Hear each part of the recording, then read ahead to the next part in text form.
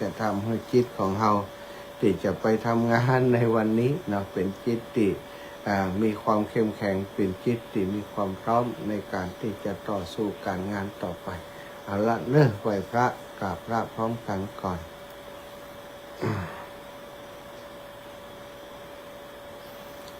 กราบหนึ่งพุทโธเมนาโถกราบสองธัมโมเมนาโถกราบสามสังโฆเมนาโถ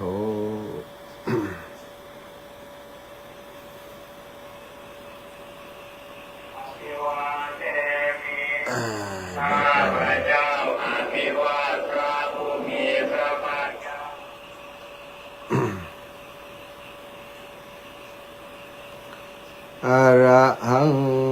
สัมมาสัมพุทโธภะคะวาพระผู้มีพระภาคเจ้าเป็นพระอรหันต์ดับเพลิงกิเลสเพลิงทุกข์สิ้นเชิงตรัสรู้ชอบได้โดยพระองค์เองพุทธังภคะวันตังอภิวาเทมิข้าพเจ้าอภิวาทพระผู้มีพระภาคเจ้าผู้รู้ผู้ตื่นผู้เบิกบานสวากขาโตภควตาธัมโมพระธรรมเป็นธรรมที่พระผู้มีพระภาคเจ้าตรัสไว้ดีแล้วธัมมังนะมัสสามิข้าพเจ้านมัสการพระธรรม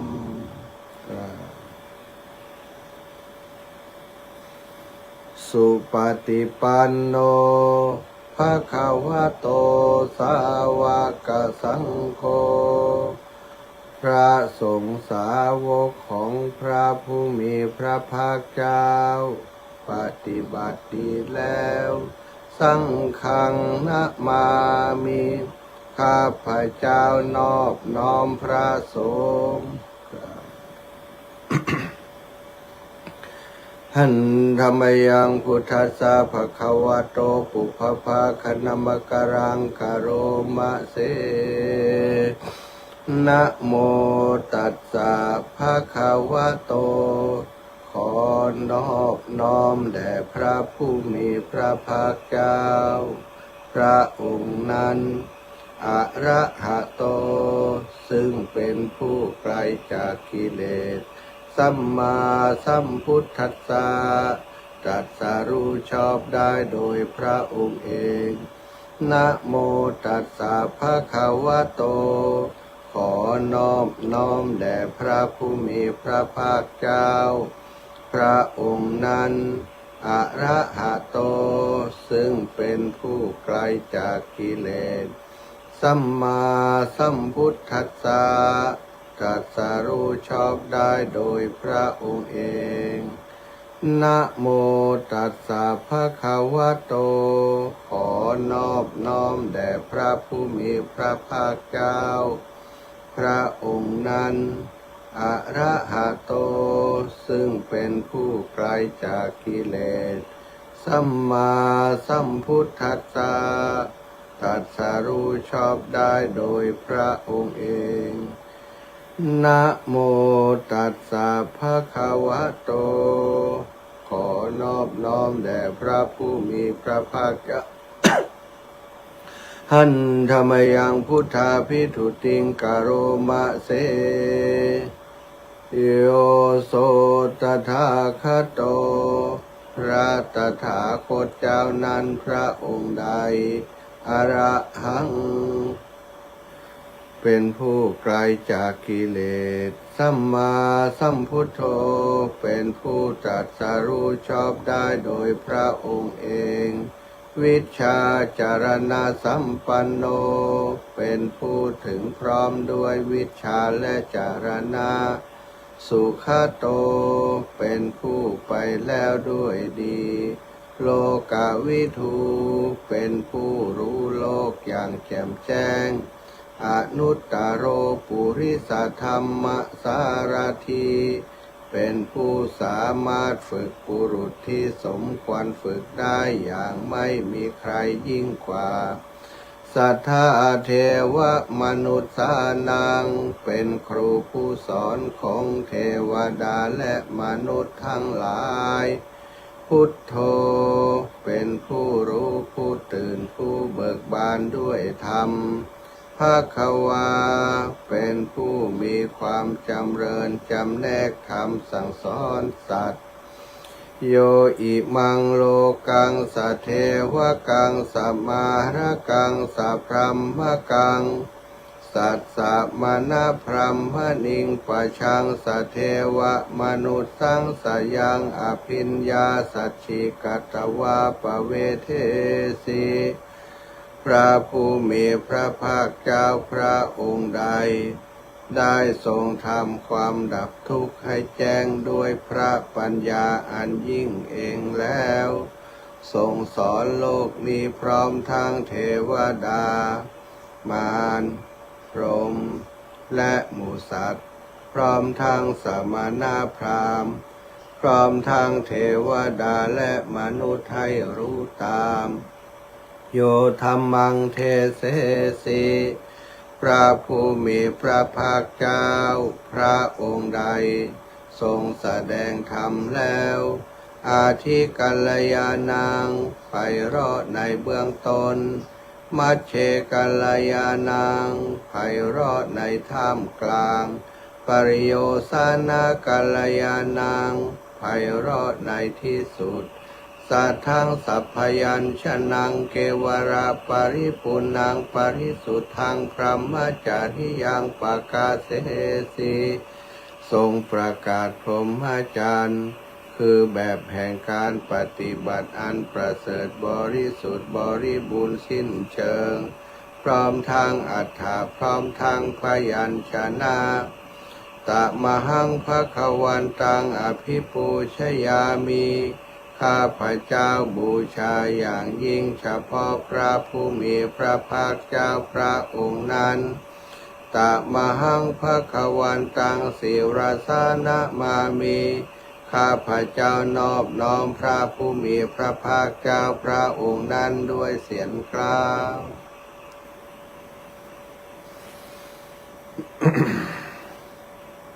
หันธรรมยังธรรมาภิทุติงกโรมะเสโยโสสวากาโตภควตาธัมโมพระธรรมนั้นใดเป็นสิ่งที่พระผู้มีพระภาคเจ้าได้ตรัสไว้ดีแล้วธัมมังสันทิฏฐิโกเป็นสิ่งที่ผู้ศึกษาและปฏิบัติพึงเห็นได้ด้วยตนเองอากาลิโกเป็นสิ่งที่ปฏิบัติได้และให้ผลได้ไม่จำกัดการเอหิปัสสิโกเป็นสิ่งที่ควรกล่าวกับผู้อื่นว่าท่านจงมาดูเถิดโอปัญญิโกเป็นสิ่งที่ควรน้อมเข้ามาใส่ตัวปัจจัตตังเวทิตาโพวินโยหิเป็นสิ่งที่ผู้รู้ก็รู้ได้เฉพาะตนตะมหังธัมมังอภิปูชยามิข้าพเจ้าบูชาอย่างยิ่งเฉพาะพระธรรมนั้นตะมหังธัมมังศิรสานะมามิข้าพเจ้านอบน้อมพระธรรมนั้นด้วยเสียงกล่าวหันธรรมยังสังฆาภิทุติงกโรมะเสโยโสสุปฏิปันโนภควโตสาวกสังโฆทรงสาวกของพระผู้มีพระภาคเจ้านั้นหมู่ใดปฏิบัติดีแล้วอุชุปฏิปันโนภควโตสาวกสังโฆทรงสาวกของพระผู้มีพระภาคเจ้าหมู่ใดปฏิบัติตรงแล้ว ยายะปฏิปันโนภะคะวะโตสาวกสังโฆสงฆ์สาวกของพระผู้มีพระภาคเจ้าหมู่ใดปฏิบัติเพื่อรู้ธรรมเป็นเครื่องออกจากทุกข์แล้วสามีจิปฏิปันโนภะคะวะโตสาวกสังโฆสงฆ์สาวกของพระผู้มีพระภาคเจ้าหมู่ใดปฏิบัติสมควรแล้วยะทิทางได้แก่บุคคลเหล่านี้คือจัตตาริปุริสายุคานิอัฏฐปุริสปุคคลาคู่แห่งบุรุษสี่คู่นับเรียงตัวบุรุษได้8บุรุษเอสะภะคะวะโตสาวกสังโฆนั่นแหละสงฆ์สาวกของพระผู้มีพระภาคเจ้าอาหุนายโยเป็นสงฆ์ควรแก่สักการะที่เขานำมาบูชาปาหุนายโยเป็นสงฆ์ควรแก่สักการะที่เขาจัดไว้ต้อนรับทักขินายโยเป็นผู้ควรรับทักษิณาทานอัญชลีกะระนิโยเป็นผู้ที่บุคคลทั่วไปควรทำอัญชลีอนุตตรังปุญญเขตังโลกัสสะเป็นเนื้อนาบุญของโลกไม่มีนาบุญอื่นยิ่งกว่าตะมหังสังฆังอภิปูชยามิข้าพเจ้าบูชาอย่างยิ่งเฉพาะพระสงฆ์หมู่นั้นตะมหังสังฆังศิรสานะมามิข้าพเจ้านอบน้อมพระสงฆ์หมู่นั้นด้วยเสียงกล่าวหันธรรมยังรัตนัตยปนามาคาทายโยเจวาสังเวคาปริกิตนาปาทัญจปนามะเสโยพุทธุโธสุสุโธการุณามหันนะโวพระพุทธเจ้าผู้บริสุทธิ์มีพระกรุณาดุจห่วงมหันนบโยจันตสุทัพพลยานโลจโน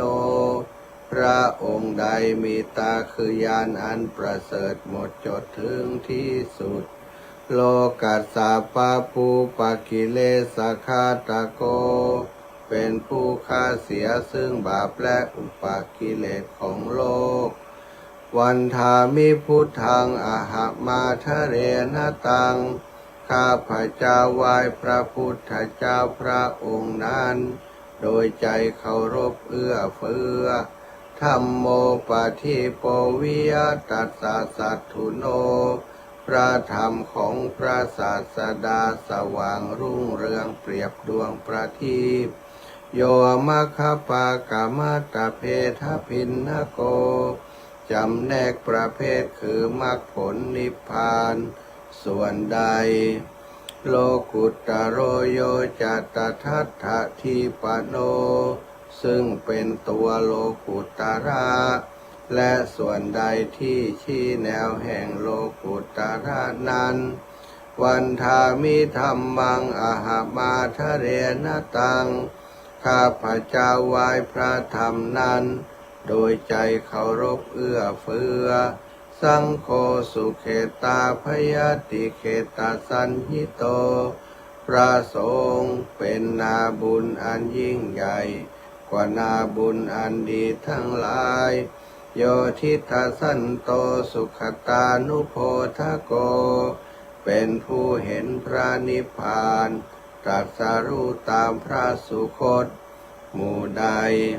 โลลาปะหิโนอริโยสุเมธาโสเป็นผู้ละกิเลสเครื่องโลเลเป็นพระอริยเจ้ามีปัญญาดีวันทามิสังฆังอหมาทะเรนตังข้าพเจ้าไหว้พระสงฆ์หมู่นั้น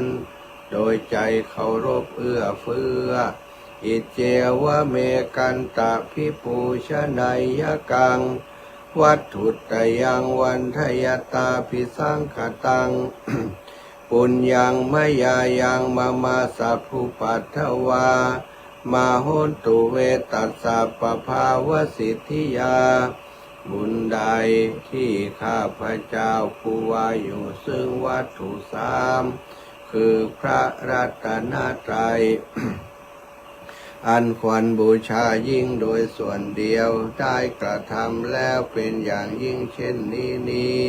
ขออุปัฏฐวาทั้งหลายจงอย่ามีแก่ข้าพเจ้าเลยด้วยอำนาจความสำเร็จอันเกิดจากคุณนั้นอิทัตถาคโตโลเกอุปันโนพระตถาคตเจ้าเกิดขึ้นแล้วในโลกนี้อะระหังสัมมาสัมพุทโธเป็นผู้ไกลจากกิเลสตรัสรู้ชอบได้โดยพระองค์เองธัมโมจะเทสิโตนิยานิโกพระธรรมที่ทรงแสดงเป็นธรรมเครื่องออกจากทุกข์อุปสามิโกปรินิพพานิโก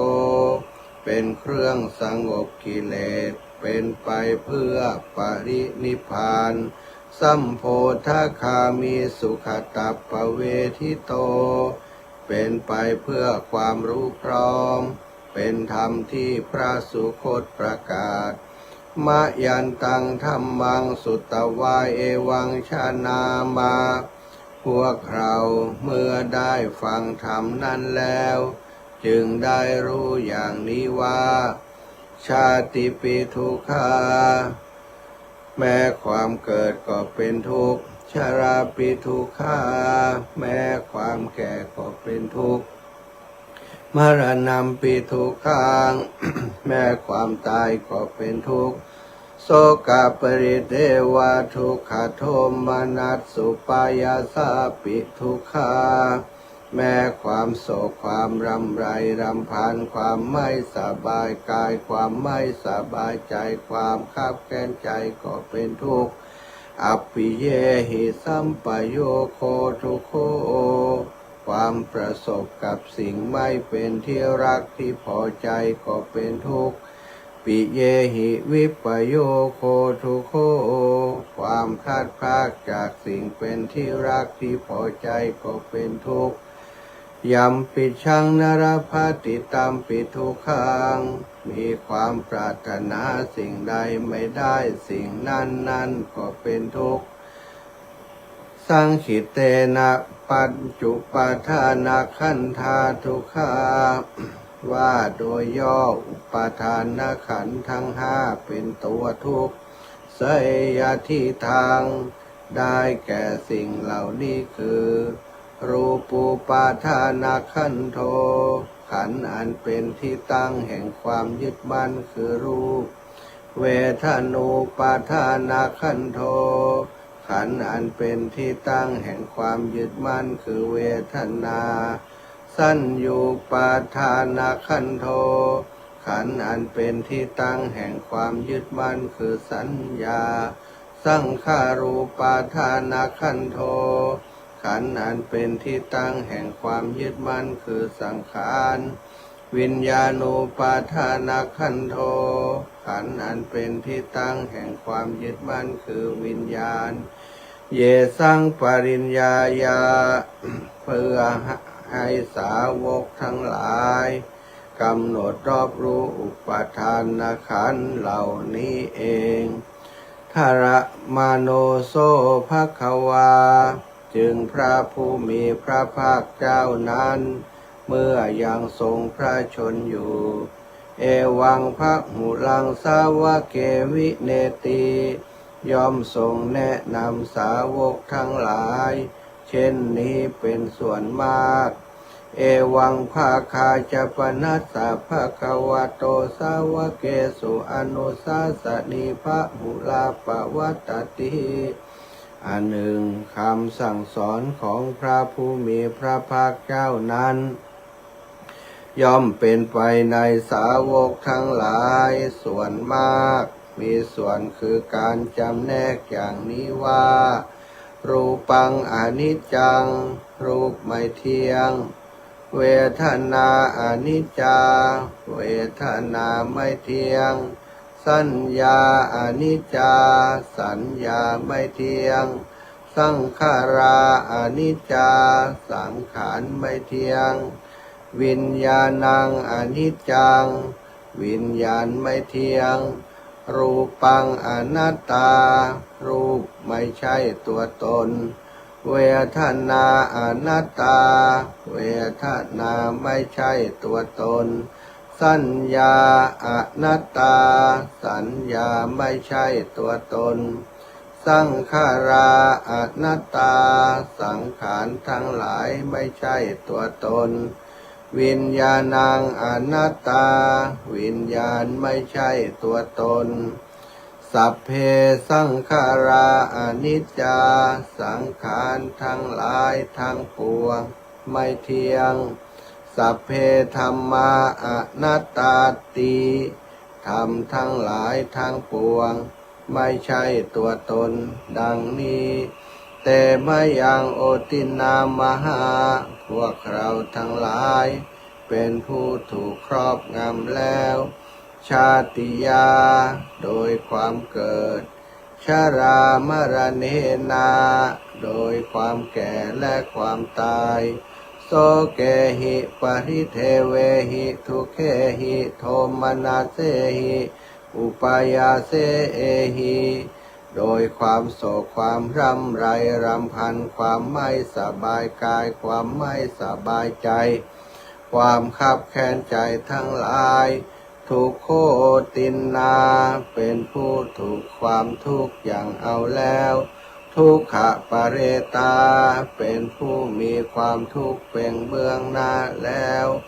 อเปวะนามิมัสสะเกวรัสสะทุกขขันธัสสะอันตกิริยาปัญญาเยธาติทำฉะไหนการทำที่สุดแห่งกองทุกข์ทั้งสิ้นนี้จะพึงปรากฏชัดแก่เราได้จิระปรินิพุตัมปิตังภคะวันตังอุทิสสะอระหันตังสัมมาสัมพุทธังเราทั้งหลายอุทิศเฉพาะพระผู้มีพระภาคเจ้าผู้ไกลจากกิเลสตรัสรู้ชอบได้โดยพระองค์เองแม้ปรินิพพานนานแล้วพระองค์นั้นสัทธาอาคารัสสะมะอนาคาริยังปภาชิตาเป็นผู้มีศรัทธาออกบวชจากเรือนไม่เกี่ยวข้องด้วยเรือนแล้วตัสสมิงภควติพระมจาริยังจารามาพระพุทธอยู่ซึ่งพรหมจรรย์ในพระผู้มีพระภาคเจ้าพระองค์นั้นภิกขุนางสิกขาสาชีวสมาปนาถึงพร้อมด้วยสิกขาและธรรมเป็นเครื่องเลี้ยงชีวิตของภิกษุทั้งหลายตังโนพระมจาริยังอิมัสสะเกวรัสสัททุกขขันธัสสะอันตกิริยายาสังวัตตุขอให้พรหมจรรย์ของเราทั้งหลายนั้นจงไปเพื่อเป็นการทำที่สุดแห่งกองทุกข์ทั้งสิ้นนี้เธอศรัทธาญาติโยมไหว้พระสวดมนต์จบลงไปต่อไปก็สมทานเอาพระกรรมฐานสมทานสมาธิสักเล็กน้อยเพื่อจะเป็นเหตุเป็นปัจจัยเป็นเชื้อในการที่เฮาทั้งหลาย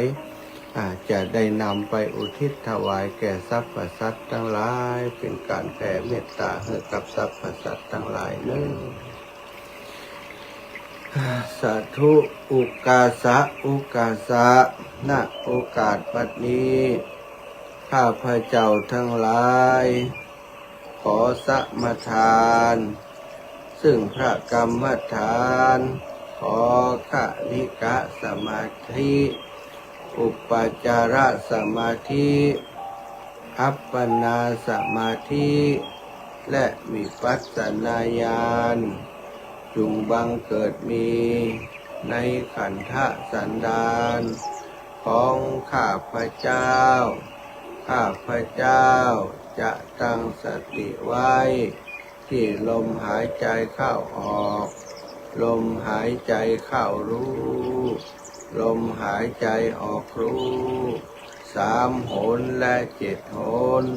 100 หนและ1,000 หนเพื่อความไม่ประมาทในการดำรงชีวิตของตนตั้งแต่บัดนี้เป็นต้นไปเถิดสัทธาญาติโยมวางจิตวางใจคือสบายประดุจหนึ่งว่าเฮากำลังนั่งอยู่บนก้อนเมฆปล่อยลมหายใจยาวๆออกไปให้สูงโดยลมหายใจไปหายใจเข้าให้ลึกตามลมหายใจไปให้สุดดูลมหายใจเข้าดูลมหายใจออกภาวนาไปตัวก็ได้ใจคำว่าพูดใจคำว่าโทว่าจะยุบหนอจะพองหนอยุบตอนหายใจเข้าปองหายใจออกก็ปองท้องมันป่องขึ้นหายใจเข้าลึกๆหายใจออกยาวๆนะทำกันไปสักเล็กน้อยเต่าจ้างพระภูเต่างูแลบลิ้นก็เกิดบุญเกิดกุศล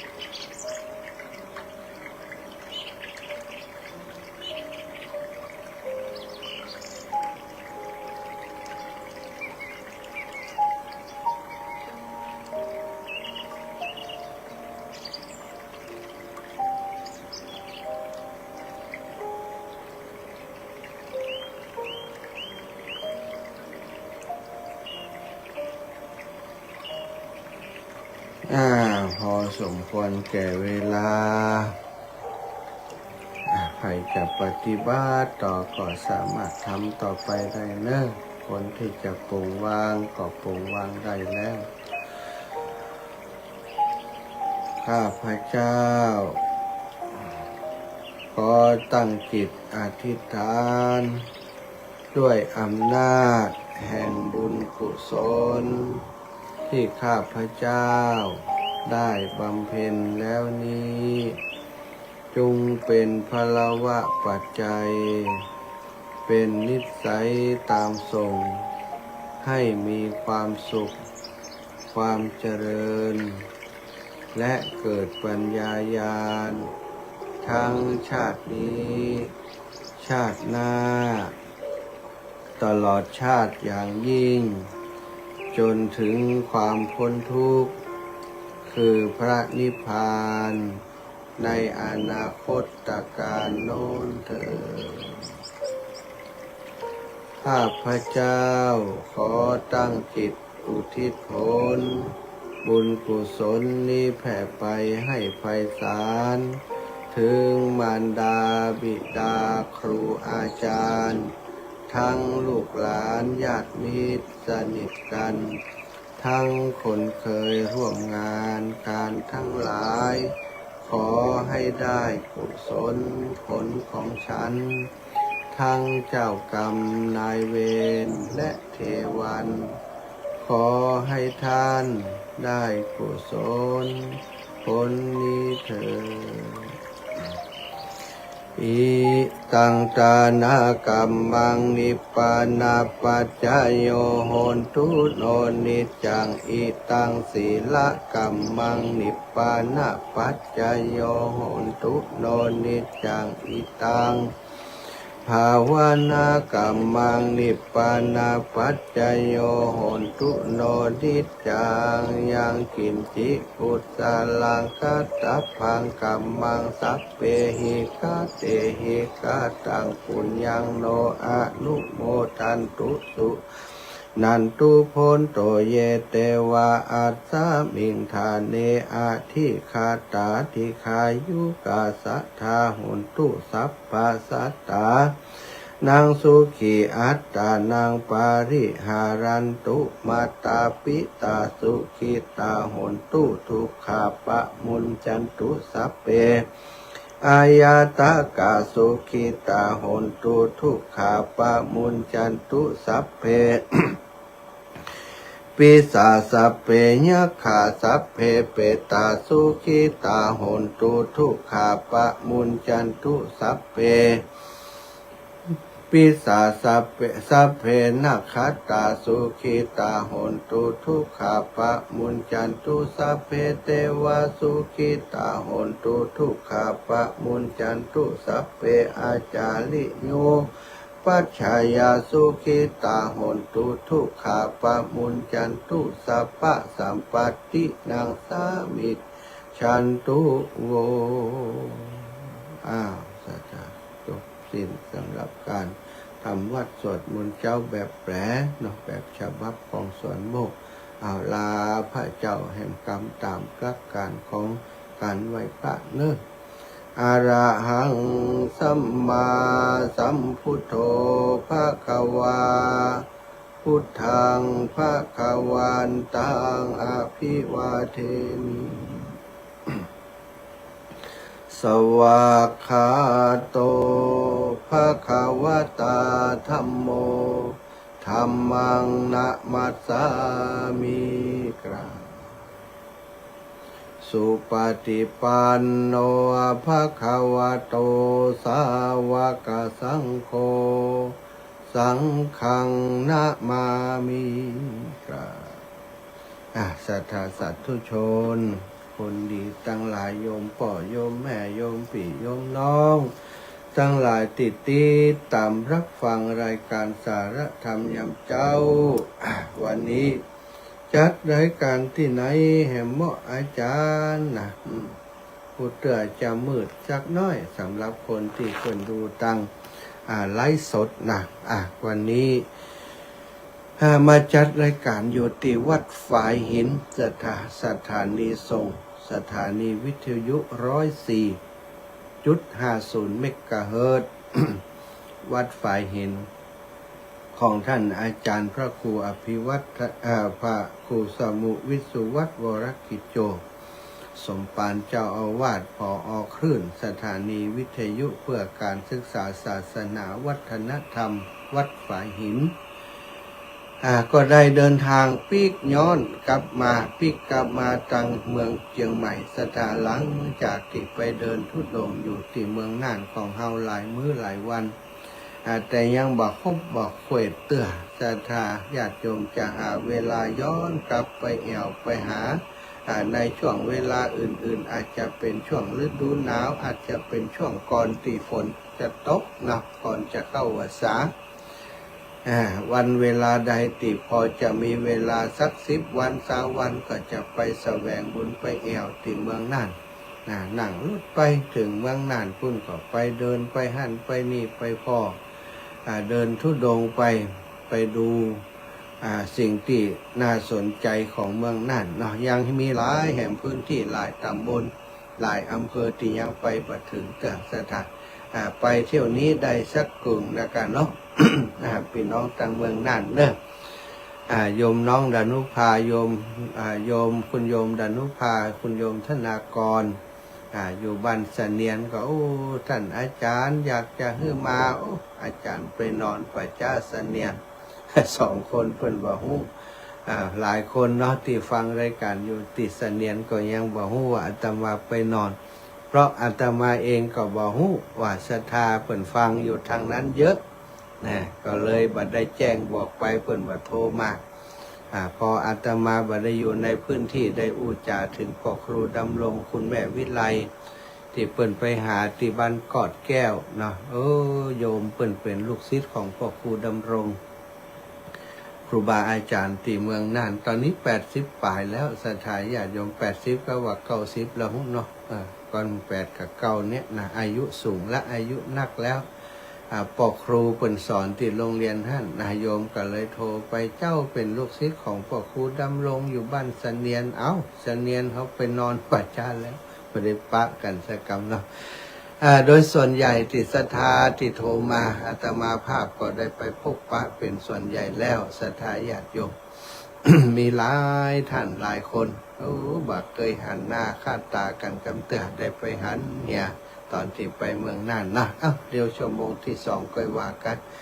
ชั่วโมงแรกนี้เช็คเสียงเช็คสายเช็คสถานีฟังอยู่ที่ไหนตั้งใดฟังชัดเจนหรือบ่ชัดเจนคลื่นในที่ไหนบอกเสียหน่อยเนาะบอกชื่อเสียงเรียงน้ำบ้านอยู่ที่ไหนแล้วก็ฟังสถานีวิทยุอย่างถ้าหากแม้นสามารถระบุได้เนาะ อาจารย์จำได้อยู่แล้วบอกละ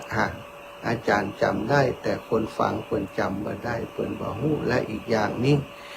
เป็นการบอกเพื่อจะให้ตั้งสถานีเปิ่นได้รับรู้รับทราบและปรับปรุงการออกอากาศถ้ามันบ่ชัดอย่างใด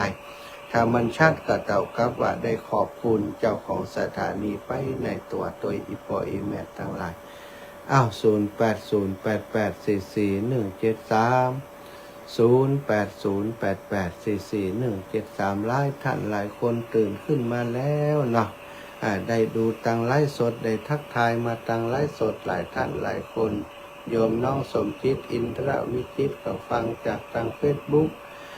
โยมแม่วิไลอภิชัยนะก็ฟังจากทางเฟซบุ๊กแม่พิษสมัยสีเทพดำรงธรรมลงก็ฟังจากทางเฟซบุ๊กนะ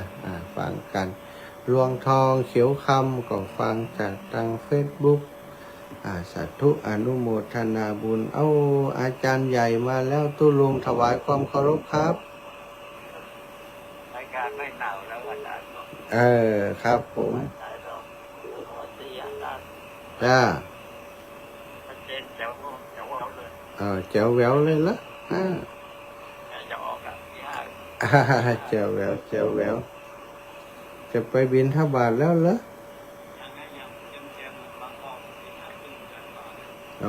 ครับนี่ก็ประมาณปี5เลยครับหลวงตา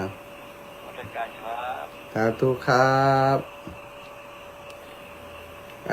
คนนี้นี่วันนี้ตื่นแล้วยังแต่ว่ายังบรรลุเตีย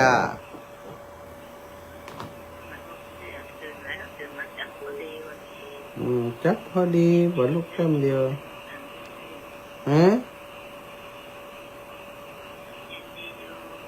เมืองฝางชัดเจนดีเนาะเมืองฝางชัดเจนดีโยมแม่โทรมาแจ้งมาบอกแล้วเมืองฝางชัดเจนดีขอบคุณเด้อแม่จันทร์ศรีสุขาแจงหัวลินเมืองฝางเจริญปอนแม่อุ้ยอินไว้ค่ะเจ้าไม่รู้ฟังถึงว่าตี3มาแล้วชัดเจนอยู่ชัดเจนดีหน่อยตี4ไปนี่ก็โชเชกันก็ชัดเจนแล้วเสียสติอยู่เลยถ้าตี3ไม่รู้ชัดเจนเกี่ยมอย่างไว้ก็เกี่ยมหอมไว้ค่ะเลยดีกันไปบวชที่สวดและสวดแผ่ตลอดอย่างนั้นสวดเนี่ยสวดแปลนี่มันหู้ความหมายด้วยหมวนดิเนาะเป็นเมินมันไปเมินแต่ว่าเมินมันสำคัญเนี่ยเขาทำสมาธิไปด้วยบ้านนี่แปลละใช่ฝั่งไปไหนแปลเสียงเข้าต้องซื้อเข้าเนี่ยเสียงนี่จ้ะสาธุบุญรักษาจะสวดคนเดียวนี่ได้แปลสวดด้วยกันได้แปล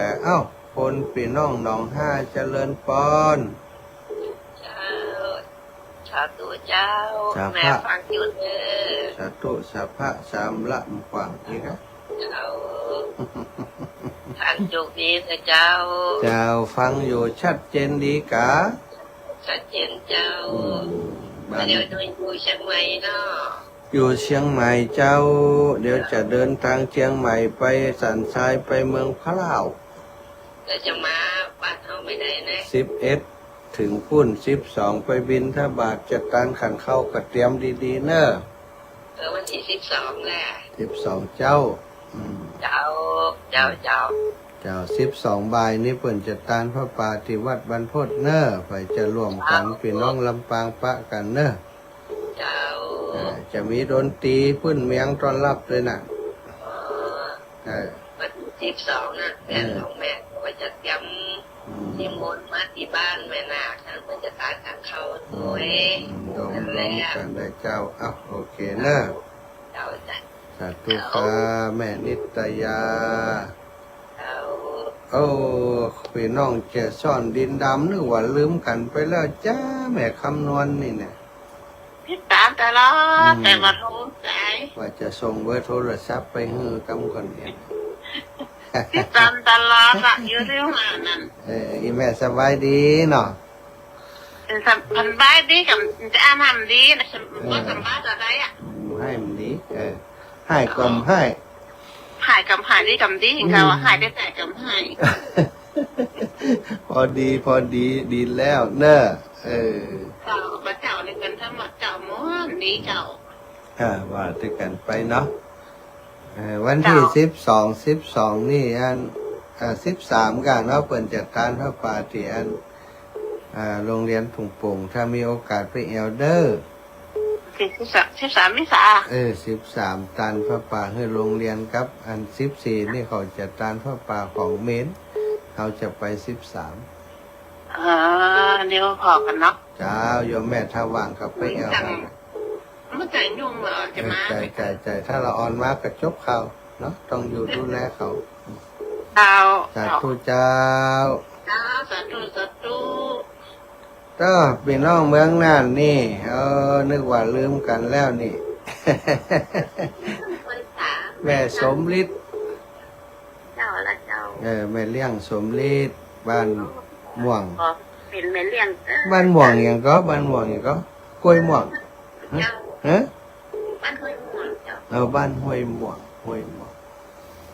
แม่เลี้ยงสมฤทธิ์เท่าจังพุ่นยางพาราเหมาะขนาดเนาะบ้านหันบ้านป่ออันป่อยก็ป่อนั้นอันนั้นก็คนละตำบลกับอีแม่เนาะคนละตำบลเจ้าเปิ่นอ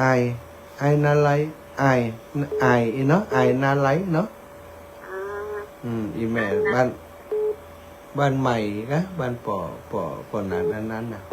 โอ้โยมแม่เปิ่นเสียไปเฮาหมู่ความจริงถ้าฮู้ข่าวนี่ตอนนั้นอยู่เมืองน่านก็ไปร่วมบุญกับเพิ่นอยู่น่ะบ่ฮู้เจ้าสาธุขอบคุณแม่เด้อเจ้าพี่น้องนาเหลียงขอบคุณที่ให้การต้อนรับแม่เลี้ยงเอียงคำนาเหลียงตั้งปุ่นบ่เดียวเปิ้นทำสวนยางพาราสถานที่ว่าแม่เลี้ยงเว้าผลผลิตดีขนาดว่าเจริญปอนแม่น้อยอุตุดีบ้านไห่นาน้อยอยู่วัดไฟหินอยู่กูวัดไฟหินแม่ไหว้ภาพตัวสมจบเลยโอ้ดีแล้วจนจบเลยเนาะเจ้าชัดเจนดีฟังดีชัดเจนดีก็ชัดเจนดีสบายเนาะฟังสมาธิเจ้านั่งสมาธิตัวเจ้าโอ้ดีแล้วเจ้าบุญหักษาอีแม่เนอเจ้าแม่น้อยอุตุดีเข้าวัดเข้าวาเป็นประจำถ้าสวดมนต์ทุกวันนะแม่น้อยอุตุดีนี่ดีจริงๆนะอุตุแปลว่าอากาศแม่น้อยอากาศดีอารมณ์ดี แม่ลองกันโอบเจริญปอนบ้าว่าเดี๋ยวนี้เปิ่นเตรียมงานปีใหม่แน่นหนานี่ฮะได้ใช่กันมาได้ใช่จังนั่นแม่ลงไปทวนเนี่ยฮะ ไปถึงวันอ่ะทีนี้ ไป นะ พาไม่ถึงวันล่ะแปลงงามแกนี่อืม ไปถึงวันกระทันพระครูเป็นทับมากดไปช่วยเป็นตลอดละ ดีกันเนาะเพราะว่าอาจารย์ขยันตะ ขยัน ถึ แท้ งใบย่างแต่เนี่ยเดี๋ยวก็ยะนั่นเดี๋ยวก็ยะนี่ ตา เท่าม ต นี้ ลอดอ่ะ ถ้าใบยะของตัวเก่าก็ไปยะของคนอื่นเนาะมันได้นะ ทีนี้เป็นยากกับของเพิ่นเนี่ยอยู่เนี่ยได้5 วัน 6 วันอ่ะ วันนี้ก็จะลองไปอยู่เนี่ยไม่พอไปตัดไม่พอไปตัด พอเลิกพอเตอน้องใหม่ทั้งปุ่นเนาะ เจ้า ดีแล้วของเฮานี่ไม่ไผจ่วยเนี่ยไม่ต้องไปหาต้องไปซื้อเอาน่ะไปซื้อแปลงเหียกีบละ2-3 บาทเพิ่นนะไม่มันจะธรรมดาเนอะไม่สร้างที่เขาขายเนี่ย โอ้นี่ไงแปลวบ่ได้เจ้าเขาน่ะปลาไป เจ้า ว่าคุณมาทำลำโลกบ่นะมาช่วยกันนะบ่แล้ววันนี้กลับไปซ้ำทำ ดีแล้วเนอะจ่วยกันเอาบุญเอาไปเข้าวัดก็แดนบุญนะอาจารย์เพิ่นทำงานเนาะ เจ้า บุญรักษาอีแม่ พี่น้องแม่ทะแน่ไม่ลองกันอุดบ้านใหม่ดอนไฟ เจ้า ดีมีสุขอายุมันขวัญยืนเนอจัตุเจ้าศรัทธาญาติโยมจะหมดเวลาในเบรกแรกแล้วเนาะก็สำหรับเบรกแรกนี้จะพักก่อนศรัทธาพังโทรมาแต่เนอกันเดียวพักกันในเบรกที่2 ชั่วโมงที่2 ตี 4 ถึงตี 5ยังเจอกันอยู่เนาะในช่วงนี้ฟังเพลงรายการสักเพลงก่อนเพื่ออาตมาภาพได้ฟักเสียงสักยกหนึ่งพักเสียงเหตุกรรมเดี๋ยวเขาเปิดปะกันพักเสียงกรรมก่อนพักเสียงกรรมก่อนเดี๋ยวเปิดปะกันเด้อ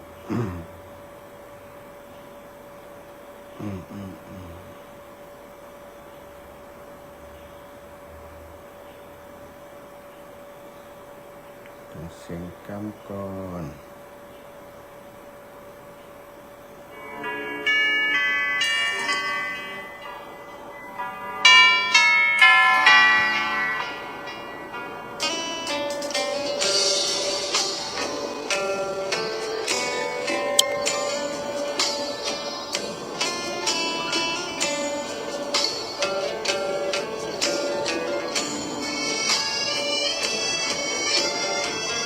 เชิญชวนทุกท่านเข้าวัดเข้าวา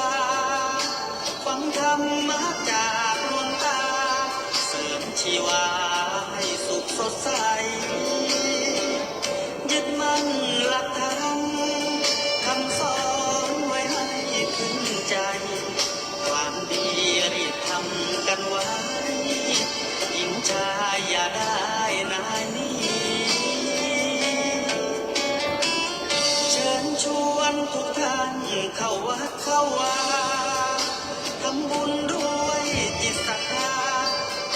บุญพาให้เราสุขีจะทำการใดตั้งใจในสิ่งดีทำบุญที่ทานวันนี้ไม่มีใครว่าใครชังสมัยก่อน ประทับใจปู่ย่าตายายวันพระไม่เคยเบื่อหน่ายจำได้ไม่ลืมสักครั้งเหตุใดวันนี้มีคนเข้าวัดน้อยจังอยากให้ก่อนอีกครั้งฝากความหวังกับคนรุ่นใหม่ เชิญชวนทุกท่านเข้าวัดเข้าวารับศีลรับพรหลวงตาเสริมคุณค่าให้กับจิตใจกระทำความดีเรื่องนี้ไม่ต้องอายใครว่างจากการงานเมื่อใดเชิญชวนท่านไปทำบุญ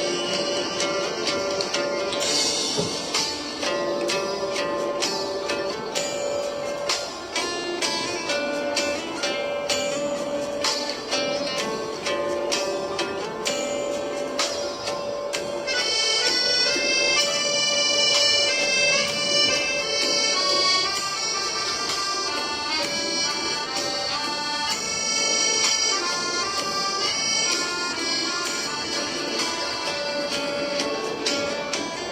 เชิญชวนทุกท่านเข้าวัดเข้าวา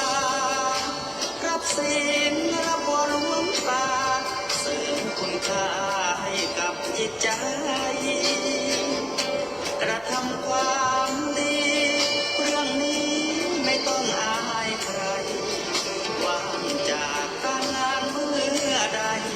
เชิญชวนท่านไปทำบุญกระทำความดีเรื่องนี้ไม่ต้องอายใครฝากเพลงเชิญชวนจริงใจอย่าอายเรื่องการทำบุญ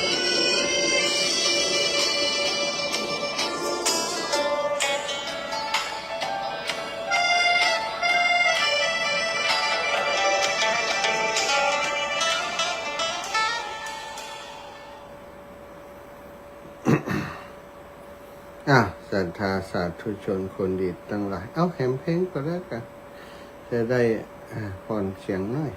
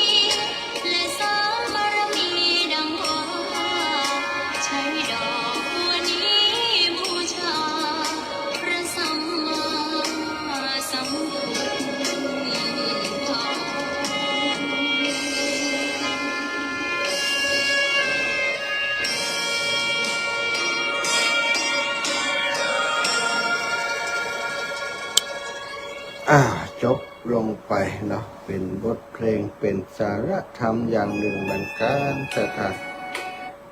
บทเพลงธรรมะเนาะหลายคนอาจารย์อีแม่ยังมาชอบแต่ชอบว่าเพลงนี้อีหล่ะ เพลงไอ้อย่างอีแม่ดอกบัวนะกะอาจารย์อีหล่ะก็ที่สาเหตุที่เขาชอบเพราะเขาคงจะเป็นคนที่มีจิตใจดีงามนะเหมือนกับเนื้อเพลงที่ได้อุจาได้กล่าวถึงเรื่องคุณงามความดีของคนเขาทำความดีก็ทำให้เป็นเหมือนดอกบัวดอกน้อยๆนะบ่ได้ยึดติดบ่ได้ต้องคิดว่าใครจะต้องสรรเสริญเยินยออย่างใดทำความดีให้มันเป็นความดีทำความดีโดยบ่ต้องมาหวังผลตอบแทนว่าจะเป็นคำสรรเสริญเยินยอหรือว่าจะเป็นการตอบแทนเป็นอย่างอื่นซะทั้งทำดีโดยจิตใจที่บริสุทธิ์นะมันก็จะได้เป็นบุญเป็นกุศลศรัทธาญาติโยมช่วงวัน2 วันที่ผ่านมานี้ถ้าภัยบัติดตามข่าวของเรื่องแผ่นดินไหวก็คงจะเกินไปแล้วเนาะบอกหู้เรื่องหู้ราวเหตุเกี่ยวกับแผ่นดินไหวเลยนี่แสดงว่าใจ เต็มทีแล้วเนาะโดยเฉพาะคนที่อยู่ในพื้นที่นะที่มีแผ่นดินไหวซะท่าแผ่นดินไหวโดยเฉพาะในพื้นที่ของ จังหวัดเชียงใหม่แล้วก็จังหวัดแม่ฮ่องสอนจังหวัดเชียงใหม่มีพื้นที่ติดต่อขับเกี่ยวกับแผ่นดินไหวที่เกิดขึ้นในประเทศเมียนมาเมืองเนปิดอที่ประเทศพม่าที่ประเทศพม่าสถานเมื่อวันที่28เมื่อวันที่28เวลา28เวลาบ่ายโมงเนาะซึ่งตอนนั้นเนี่ยอาตมาก็ยังเดินทางอยู่ยังเดินอยู่ที่อำเภอเวียงสาจังหวัดน่านก็ศรัทธาญาติโยมโทรไปท่านอาจารย์เป็นยังไงพ่องเป็นยังอีแม่โอ้แผ่นดินไหวนะกะไหวไหนไหวเตียนเนี่ยเจ้าอยู่เชียงใหม่เจ้าอยู่เชียงรายอีแม่นะท่านหายแม่อยู่ไหนอยู่เงานะโยมแม่ครูอาลีพันธ์อยู่เงาหลายพื้นที่สถานเวียงปะเป้านี้บัดได้โทรไปเนาะเวียงปะเป้านี้มีผลกระทบนักกันเนาะ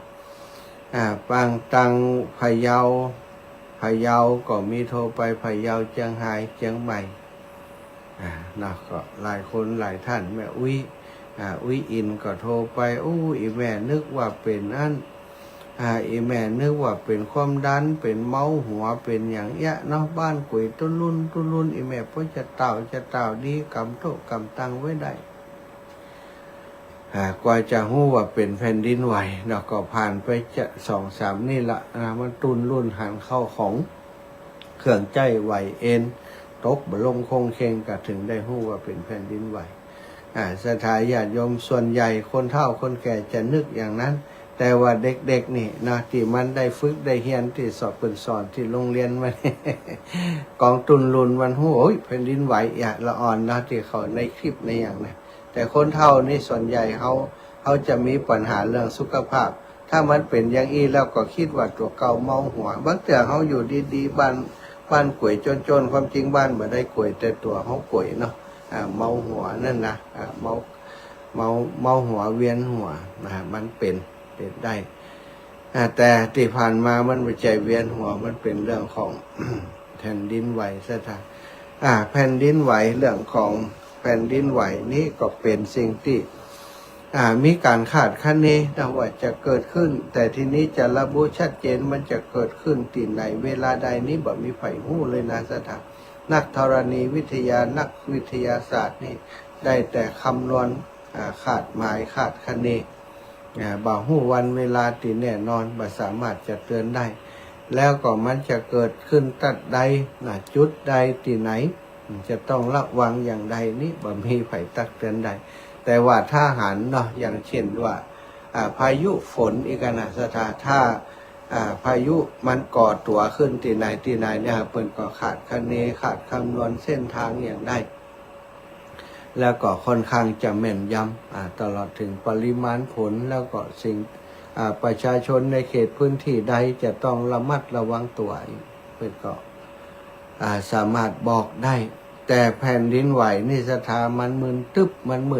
มันอยู่ใต้ดินใต้น้ำใต้ทะเลที่ไหนบ่ฮู้ที่มันจะเป็นสถามันก็เกินไปที่นักวิทยาศาสตร์จะเข้าไปควบคุมไปรับรู้ถึงแม้ว่ามันจะมีอุปกรณ์มีเครื่องมือตรวจสอบเยอะแยะไปหมดสถานภาพถ่ายจากดาวเทียมก็อย่างการนี่การวัดแรงสั่นสะเทือนก็แต่ก่อนที่มันจะเกิดนี่สถานมันแบบมีล้างบอกเหตุจู่ๆมันก็ลุบตุบตับขยับตัวแผ่นเปลือกโลกมันขยับมันเบียดกันทำให้เกิดเป็นลักษณะแผ่นดินไหวแผ่นดินไหวนี่มันไม่ใช่เรื่องของป่าอานนท์พลิกตัวอย่างเขาเชื่อตอนย้ำน้อยเนาะ ป่าอานนท์มันพลิกตัวอีหล่ะเขายังได้เฮียนอยู่นะจ๊ะความเชื่อของคนสมัยก่อนว่ามันมีสัตว์โลกนี้ตั้งอยู่บนหลังของป่าชนิดหนึ่งบอกว่าจะจืออย่างกับป่าอานนท์ไม่ใช่พระอานนท์นะ ป่าอานนท์นี่ตัวใหญ่ขนาดซะใหญ่กว่าโลกเขาเวลามันพลิกตัวพิ้นตัวกำนี่โลกก็สนั่นสะแตสะเทือนเลื่อนลั่นบัดใจนะมันเป็นความเชื่อเป็นความเป็นว่ากันอย่างอันแต่มันจริงๆแล้วคือเรื่องของเรียกว่าธรณีวิทยาความรู้ในเรื่องของแผ่นเปลือกโลกต่างๆนี่เอามาเป็นกฎในการทำความเข้าใจในเรื่องของแผ่นดินไหวแผ่นดินเปลือกโลกของเฮานี่ถ้าเปรียบไปแล้วมันก็เป็นแผ่นเป็นพื้นนะที่คลุ้มกันอยู่ด้วยกันแล้วก็มันมีส่วนที่มันเป็นรอยร้าวรอยร้าวรอยแยกอย่างรอยร้าวที่มันเกิดขึ้นเรียกว่ารอยร้าวสกายนี่นะรอยร้าวสกายนี่มันเป็นรอยร้าวที่ผ่านประเทศพม่าในเมืองสำคัญทุกเมืองเกือบทุกเมืองเกือบกันแล้วกันเกือบทุกเมืองเป็นรอยแยกของแผ่นดินที่มันผ่านทุกเมืองทุกเมืองเกือบทุกเมืองของประเทศพม่าเมืองก็คือมันเป็นสถานที่คนอยู่กันเยอะๆมีบ้านอาคารบ้านเรือนต่างๆแปลงกันอยู่ประกอบอาชีพโรงงานโรงเงินอย่างอยู่หั่นหมดอยู่ในเมืองนั่นหมดอย่างเมืองที่เกิดภัยพิบัติที่ผ่านมาเนี่ยสถานเป็นศูนย์กลางของการศึกษาการค้าเนาะตองยีเนี่ยนะการค้าการคมนาคมต่างๆตึกก็มีตึกมีอย่างที่สร้างมั่นคงมากแต่ทีนี้ความแรงของแผ่นดินไหวเนี่ยมันแรงถึง 7.7 ลิกเตอร์7.7 ลิกเตอร์ซึ่งเป็นความแรงที่มันเขย่าขนาดนักละสถานทำให้สิ่งปลูกสร้างในเมืองนั้นติดอยู่ในพื้นที่ลอยเลื่อนนั้นได้รับความเสียหายหลับเป็นหน้ากองอันเนี้ยคำว่าหน้ากองคือมันหลับเรียบไปเลยสถานกองที่เปิ้นตีตุ้มเนี่ยปกติบ้านเมืองมันก็สลับบ้านหลังใหญ่หลังโตบ้านหลังน้อยสลับกันไปสูงต่ำว่ากันไปบางตีก็สูงบางตีก็ต่ำบางอันก็ใหญ่บางอันก็น้อยอย่างเฮาตีหันบ้านเมืองเฮาปัจจุบันนี้ตึกอาคารอย่างต่างๆก็เต็มไปหมดถนนหนทางการสัญจรไปมาแต่พอแผ่นดินไหวปุ๊บมันล่มละเนระนาดอาคารต่างๆเนี่ยล่มลงมาสถานญาติโยมลาบเรียบเป็นหน้ากองอาจจะบาดใจหน้ากองติดเรียบไปหมดมันมีนูนอยู่ผ่องก็คือตึกที่มันทับถมกันลงมาความหมายก็คือถ้าเคลียร์พื้นที่เรียบร้อยมันจะหลับเป็นหน้ากองเลยความเสียหายที่เกิดขึ้นแผ่นวงกว้างสถานทั้งเมืองแล้วก็คนตายนี่ต่างฮือบาหู้แล้วตอนนี้ประเทศพม่านี่ตายเยอะมากเนาะแต่ว่ายังบัดสรุปผลการค้นหาพิสูจน์อัตลักษณ์นี่มันต้อง7 วันถึง15 วันขึ้นไปก่อนถ้าหาบ่พบแล้ว การแจ้งมาทางการก็มีแล้วเนี่ยสอหาบ่พบคนหาบ่พบก็แตงเป็นคนสูญหายแตงเป็นคนสูญหายแตงเป็นคนตายไปก็ได้สูญหายกับตายก็ใกล้เคียงกันแต่ว่าบันแน่คือถ้าบางคนสูญหายไปเนี่ยอาจจะปิกมาอยู่เนาะตอนที่อันแผ่นดินไหวไปอยู่ที่ในบ่ฮู้ปิกมานะก็บ่ฮู้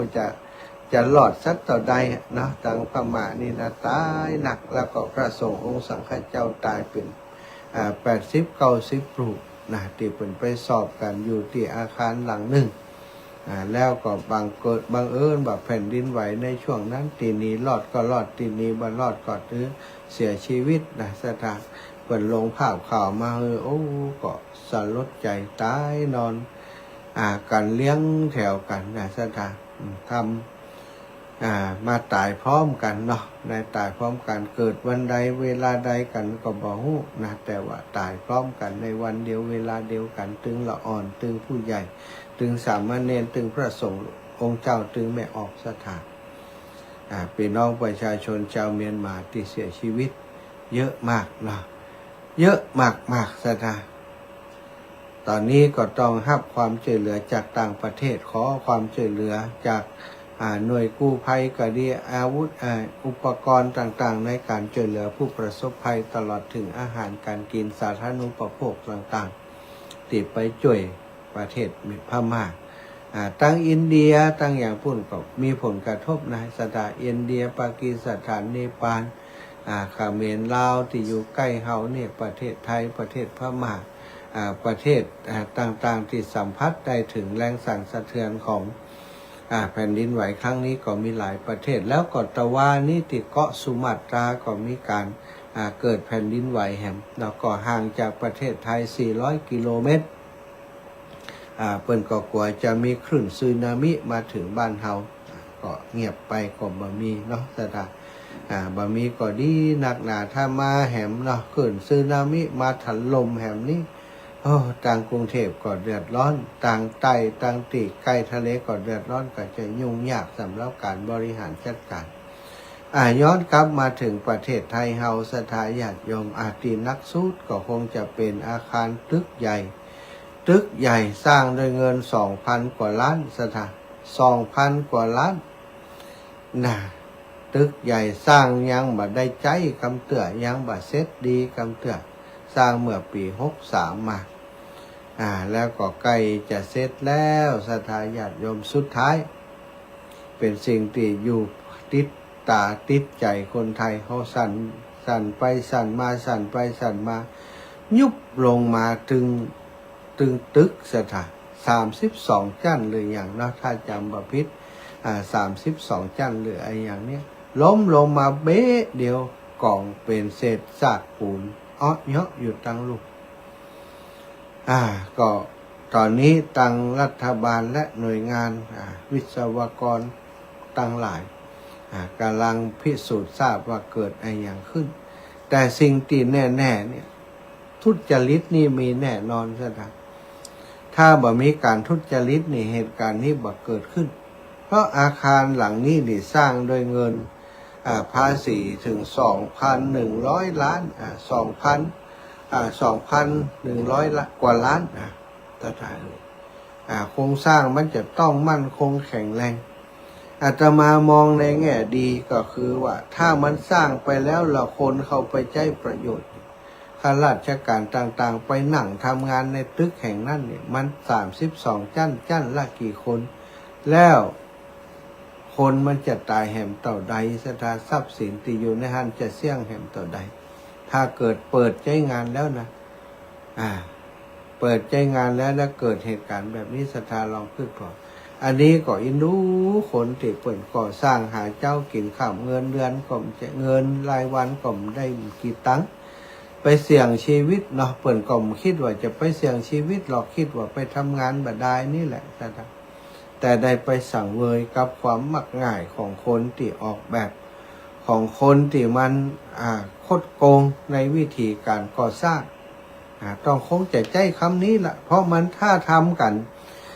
ถูกแบบถูกปิมเปิ่นแต่ออกแบบถูกต้องมีการตรวจสอบกันถูกต้องบ่มีรับลมคมในกันนี่สถานมันบ่น่าจะเป็นขนาดนั้นตึกใหญ่ๆหลายตึกที่เปิ่นสร้างมานั้นยังเป็นยังนะตึกใบยกก็ดีตึกอย่างเท่าเวอร์เท่าแหวดต่างสาทรเนี่ยที่เปิ่นสร้างมาสถานสร้างมาบอกฮู้ต่อได้กี่ปีเปิ่นใจงานมาเมินแผ่นดินไหวบอกฮู้ซื้อคู่สมอย่างแล้วก็บ่เป็นยังบ่มีรอยแตกรอยร้าวระบบการก่อสร้างเปิ่นโอเคแต่ตึกนี้นี่ต้องพิสูจน์บัดเดี๋ยวนี้ถ้าลื้อถอนออกมาแล้วเปิ่นก็จะดูว่าโครงสร้างเล็กนี่เป็นไปตามมาตรฐานก็เล็กมีเล็กแต่เล็กปลอมก่อนนี่เล็กปลอมก็ยังมีนะสถานจะมาคืดพอแล้วนี่นะแล้วก็โครงสร้างเสาเข็มอย่างเนี้ยได้มาตรฐานก็ตอกเสาเข็มลงไปอย่างใดระบบการสั่นสะเทือนของตึกของอาคารมีก่อนตึกใหญ่ๆนี่เปิ่นจะมีตัวทรงทายตัวที่ขยับในสถานญาติโยมสมมติว่าแผ่นดินไหวนี่มันจะโยกกับตั้งหลุมส่วนตั้งบนมันจะโยกนิดๆเท่านั้นบ่มีผลกระทบต่อตั้งบนมันจะมีตัวที่เปิ่นว่าซอบตัวซอบตัวที่มันเคลื่อนไหวอยู่ตั้งหลุมเนี่ยสถานเหมือนกับยางเหมือนกับสปริงเหมือนกับอย่างสักอย่างเนาะเตี่ยตมาอยู่ที่ต่างประเทศอยู่ไต้หวันอยู่อย่างนี้เปิ่นจะมีหมดสถานเปิ่นจะมีตัวที่ซอบสำหรับการที่เป็นสปริงพ่องเป็นยางพ่องที่ตัวยืดหยุ่นอยู่ตั้งในตัวอาคารเวลาอาคารขยับเนี่ยขยับส่วนดินก็ขยับไปแต่ว่าตั้งบนก็เคลื่อนไหวได้นิดเพราะมันบ่ได้ต่อกันเป็นโครงสร้างที่อันยึดเป็นอันเดียวกันอย่างของเฮาที่บ้านเฮาทั่วไปมันมีระบบกันแผ่นดินไหวมันก็เป็นแท่งขึ้นมาเลยถ้าแผ่นดินไหวขยับขึ้นมาปุ๊บก็อาจจะแตกจะร้าวต่างๆแต่ถ้าตึกใหญ่อาคารสูงในสถานเปิ่นจะส่วนติดต่อขึ้นมาตั้งบนนี่จะอยู่บนต่อหม้อแห่งส่วนหนึ่งบ่ได้เป็นต่อหม้อที่เป็นเสาเข็มที่ลงมาจากขึ้นมาจากดินเป็นทอดเดียวเป็นแท่งเดียวไปเลยนี่มันใจเปิ่นจะมีส่วนที่มันเป็นทำให้มันเคลื่อนไหวได้ขยับได้ตั้งลุ่มแต่ตึกนี้จะมีหรือไม่ถ้ามีแล้วมันแข็งแรงก่อมีคนติดเป็นไปถ่ายรูปเป็นไปพอว่าเสาอาคารสูงขนาดนั้นทำไมเสามันน้อย เสามันน้อยอันนี้ก็จะคงจะเป็นสาเหตุหนึ่งเหมือนกันปล่อยแม่แล้วก็เล็กจะได้มาตรฐานก่อปูนจะได้มาตรฐานก่ออันนี้คือสิ่งสำคัญทราบว่าบริษัทที่ฮับเหมาเนี่ยเป็นบริษัทต่างชาติด้วยต่างชาติประเทศจีนนี่นะมาฮับเหมาก่อสร้างโครงสร้างแล้วผลก็กลับไปแล้วนี่ส่วนต่อเติมส่วนอย่างต่างๆนี้ก็เป็นของบริษัทของคนไทยกำลังทำอันนี้มันมีผลตั้งแต่การก่อสร้างฐานหลักขึ้นมาเลยจ้ะฐานหลักขึ้นมาเพื่อจะบ่มไว้บกเม็ดไว้อย่างใดนี่เขาก็แน่ใจเนาะเป็นสิ่งที่จะต้องฟังคำชี้แจงจากตังหน่วยงานที่เกี่ยวข้องที่เปิดไปพิสูจน์ทราบแห่งกรรมถ้าแบบปกป้องกันบางอย่างการนี้เขาก็จะหู้ ข้อมูลที่ชัดเจนข้อมูลที่ชัดเจนว่ามันเกิดอะไรอย่างขึ้นทำไมมันถึงได้ล้มง่ายแบบนี้ทั้งที่เป็นอาคารที่สร้างโดยเงินที่ปัจจัยน้อยเป็นเงินภาษีตัวเดี๋ยวนี้เท่ากับว่าที่สร้างไปแล้วนี่ศูนย์ไปเลยนะแต่ถ้าจะฟ้องร้องบริษัทรับเหมาได้แค่ไหนก็ต้องพอแห่งกรรมนี่ก็เป็นเรื่องยาวเป็นมหากาพย์ไปยาวอยู่ แล้วก็มาย้อนมาใกล้ตัวเฮาบ้านเฮานี่เนาะจังหวัดเชียงใหม่ก็มีพื้นที่จังหวัดแม่ฮ่องสอนก็มีพื้นที่ที่เสียหายเป็นวัดวาอารามเป็นตึกรามบ้านช่องก็เยอะอยู่ในเชียงใหม่ของเฮาก็หลายพื้นที่จะบ่เหมือนกันซะทั้งบ่เหมือนกันเพราะว่าแนวที่มันสั่นสะเทือนหรือว่าไหวนั้น บางจุดเนาะมันก็มีแรงสั่นสะเทือนหนักบางทีก็มีสั่นสะเทือนน้อยแล้วก็ตึกอาคารบางที่บางแห่ง ก็สร้างได้มาตรฐานบางแห่งก็ไม่ได้มาตรฐานฉะนั้นความเสียหายจึงแล้วแต่ว่าแผ่นดินไหวจุดนั้นนักก่อมันเขย่านักก่อ เส้นที่มันผ่านมานั้นมันเป็นจุดสูงหรือว่าจุดต่ำ จะถ้ามันจะเหมือนกับกราฟในจุดที่มันสูงกับจุดที่มันต่ำถ้าจุดที่มันต่ำคือต่ำกว่าใต้ดินลงไปสูงก็คือมันสูงขึ้นมาเหนือแผ่นดินไปเขย่าจุดนั้นพอดีเนี่ยนะทางเชียงใหม่ของเราก็เห็นว่า มีธาตุมีเจดีย์เก่าแก่แล้วก็มีตั้งภาคกลางส่วนอุทัยธานีอยุธยาอย่างต่างๆนี่ทราบว่ามีเรื่องของพระพุทธรูปองค์ใหญ่คู่บ้านคู่เมืองของหลายที่แตกร้าวเจดีย์ที่ลำปางตะวันนี้ก็มีการตรวจสอบทีมตรวจสอบของหลวงพ่อเจ้าคณะอำเภอเกาะคาลงไปตรวจสอบที่ เจดีย์พระธาตุลำปางหลวงพระธาตุคู่บ้านคู่เมืองตัวพระธาตุมาเป็นอย่างนักสถานแต่ส่วนของอาคารศาสนสถานในวัดพระธาตุลำปางหลวงหลายจุดนะในวิหารหลายที่หลายแห่งมีจุดรอยร้าวรอยแตกก็คงจะต้องส่งช่างของกรมศิลปากรไปดูในการบูรณะปฏิสังขรณ์เพราะว่าเป็นพระอารามเป็นอารามที่เป็นอารามหลวงเนาะพระธาตุลำปางหลวงซึ่งเป็นสิ่งที่จะต้องมาดูกันว่า มันมีจุดใดที่ชำรุดเสียหายจะซ่อมแซมอย่างใดในภายในเดือนนี้คงจะมีเดือนนี้และเดือนหน้าเนาะก็คงจะมีผลสรุปเตละติละแห่งวัดวาอารามตั้งเชียงใหม่ของเขาก็หลายจุดเนอะที่วันก่อนบันแน่ใจว่าแม่นวัดยางกวางก่อนเนาะท่านอาจารย์พระครูได้ลงภาพไปว่ามีการแตกร้าวรอบองค์พระธาตุคงจะได้ช่วยกันนะชาวพุทธของเขาก็บัทิ้งกันเนาะช่วยกันพอคอยดูแลและตีหน้าเศร้าสลดใจสำหรับ เหตุการณ์ที่กรุงเทพมหานครก็การเสียชีวิตของคนงานของแรงงานที่ไปทำงานนี่โอ้หนักหนาสถาญาติโยมอันนี้นายจังบัดสรุปว่าสักกี่คนแต่ดีใจกับครอบครัวที่มี มีญาติมีลูกมีหลานมีพี่มีน้องสาวมีภรรยา ติดอยู่ในตึกแล้วก็ถูกได้รับการช่วยเหลือจากกู้ภัยต่างๆสามารถออกมาได้อย่างปลอดภัยบางคนก็อาจจะต้องมีบาดเจ็บมีการรักษาพยาบาลกันนักอยู่ได้รับบาดเจ็บในร่างกายบางคนก็ปลอดภัยเหมือนกับบาดถูกบาดได้อยู่ในตึกโดยซ้ำไปนะออกมาด้วยความปลอดภัยก็มีนะแม้กระทั่งสัตว์ตัวเล็กตัวน้อยน้องแมวหลายตัวที่เปิ่นจ่วยเขาออกมาได้แมวก็แปลกเปิ่นสร้างมาแล้วแต่มันก็ไปอยู่เนาะถึงถ่ายจะถึงแมวถึงหมาที่อยู่ในบริเวณนั้นนะสถานรอดชีวิตมาก็เป็นตาดีเอ็นดูนะนี่ก็เป็นบุญของเปิ่นเนาะบุญรักษาบุญกั้มบุญจูปกปักรักษาเปิ่นให้รอดปลอดภัยก็ดีใจครับครอบครัวทุกครอบครัวที่เปิ่นรอดพ้นทำงานอยู่ในตึกแต่ว่ารอดพ้นจากภัยพิบัติตึกถล่มในครั้งนี้และก็ขอแสดงความเสียใจกับครอบครัวทุกครอบครัวที่สูญเสียบุคคลอันเป็นที่รักไปในเหตุการณ์ครั้งนี้เสียชีวิตไปนักไปหลายอยู่กำลังพยายามจะช่วยเหลือแต่ว่าก็ช่วยออกมาได้หลายชีวิตแล้วก็หลายศพสถานก็ยังต้องค้นหาต่อไป2-3 วันก็น่าจะเป็น6-7 วันเพื่อนเนาะก่อนที่เพิ่นจะใช้เครื่องมือนักในการขยับในการยกในการเอาสิ่งกีดขวางออกแล้วก็ดูว่ามีคนเสียชีวิตอยู่ภายในจุดติดอยู่ภายในกี่จุดกี่คนนี่ก็เป็นเหตุการณ์ที่สะเทือนใจกับคนไทยเฮาอีกครั้งหนึ่งนะหลายอย่างสะเทือนใจในหลายอย่างสะเทือนใจในเรื่องของสิ่งที่บ่น่าจะเกิดขึ้นเนี่ยสถานในการทุจริตเนี่ยมันก็เป็นเหตุลักนะเหตุลักในการที่ทำให้เกิดปัญหาโศกนาฏกรรมในครั้งนี้ถ้าบ่มีการทุจริตเกิดสถานอาคารหลังนี้บัดถล่มบัดล้มลงมาหรอก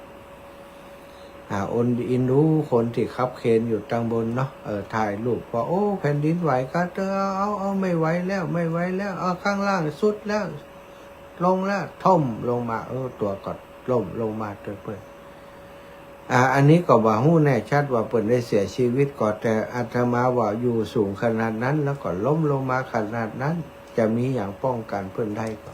เนาะศรัทธาญาติโยมนอกจากเปิ่นจะมีอันปีกบินออกไปได้หรือว่ามีกระโดดล่มออกมาได้นี่กันนี้แต่ว่าในภาพที่หันคือมันตันอย่างเปิ่นถ่ายภาพถ่ายอย่างอยู่แต่ว่าไผได้กล้องที่เปิ่นถ่ายอันน่ะเนาะไผได้กล้องนั้นมาถึงได้เอามาเผยแพร่ข้อมูลถ้าเปิ่นหลอดก็จะดีเนาะศรัทธานี่ก็เป็นเหตุการณ์ที่เกิดขึ้นแล้วเฮาได้บทเรียนอย่างจากเรื่องราวนี้พ่องศรัทธาเรื่องแรกก็คือชีวิตเป็นของบ่แน่นอนความตายเป็นของแน่นอนความตายเฮาจะตายวันใดจะตายเวลาใดบ่ฮู้แต่งตัวจัดงามไปทำการทำงานอยู่เนี่ยการอยู่ป๊อกปึ้มเดี๋ยวจะเอาชีวิตไปจมอยู่ในซากตึกนี่บางคนนี่กำลังหาเงินส่งบ้านส่งลูกส่งเต้าห้ำเฮียนส่งบ้านส่งรถเกิดเหตุการณ์อย่างอี้ขึ้นนี้จบเลยชีวิตทุกอย่างหมดไปแล้วชีวิตในภพนี้ชาตินี้จบไปแล้วหลายๆคนรายงานหลายๆคนหลายๆท่านมาจากบ้านนอกมาจากครอบครัวที่ยากจนมาจากครอบครัวที่ลำบากหาเช้ากินค่ำต่อสู้ตักตำเอาร่างกายแลกเอาแรงงานแลกปัจจัยไปดูแลครอบครัวแต่สุดท้ายก็เหมือนกับเข้าสู่สนามรบก็ถูกตึกถล่มทับจนเสียชีวิตไปเป็นสิ่งที่เฮาทั้งหลายเมื่อหันเหตุการณ์อย่างอี้แล้วบอกควรจะตั้งตนอยู่ในความประมาทความประมาทเป็นบ่อเกิดแห่งความตายที่เพิ่นทำงานอยู่ในตึกตีคนคนที่เปิ่นก่อสร้างโครง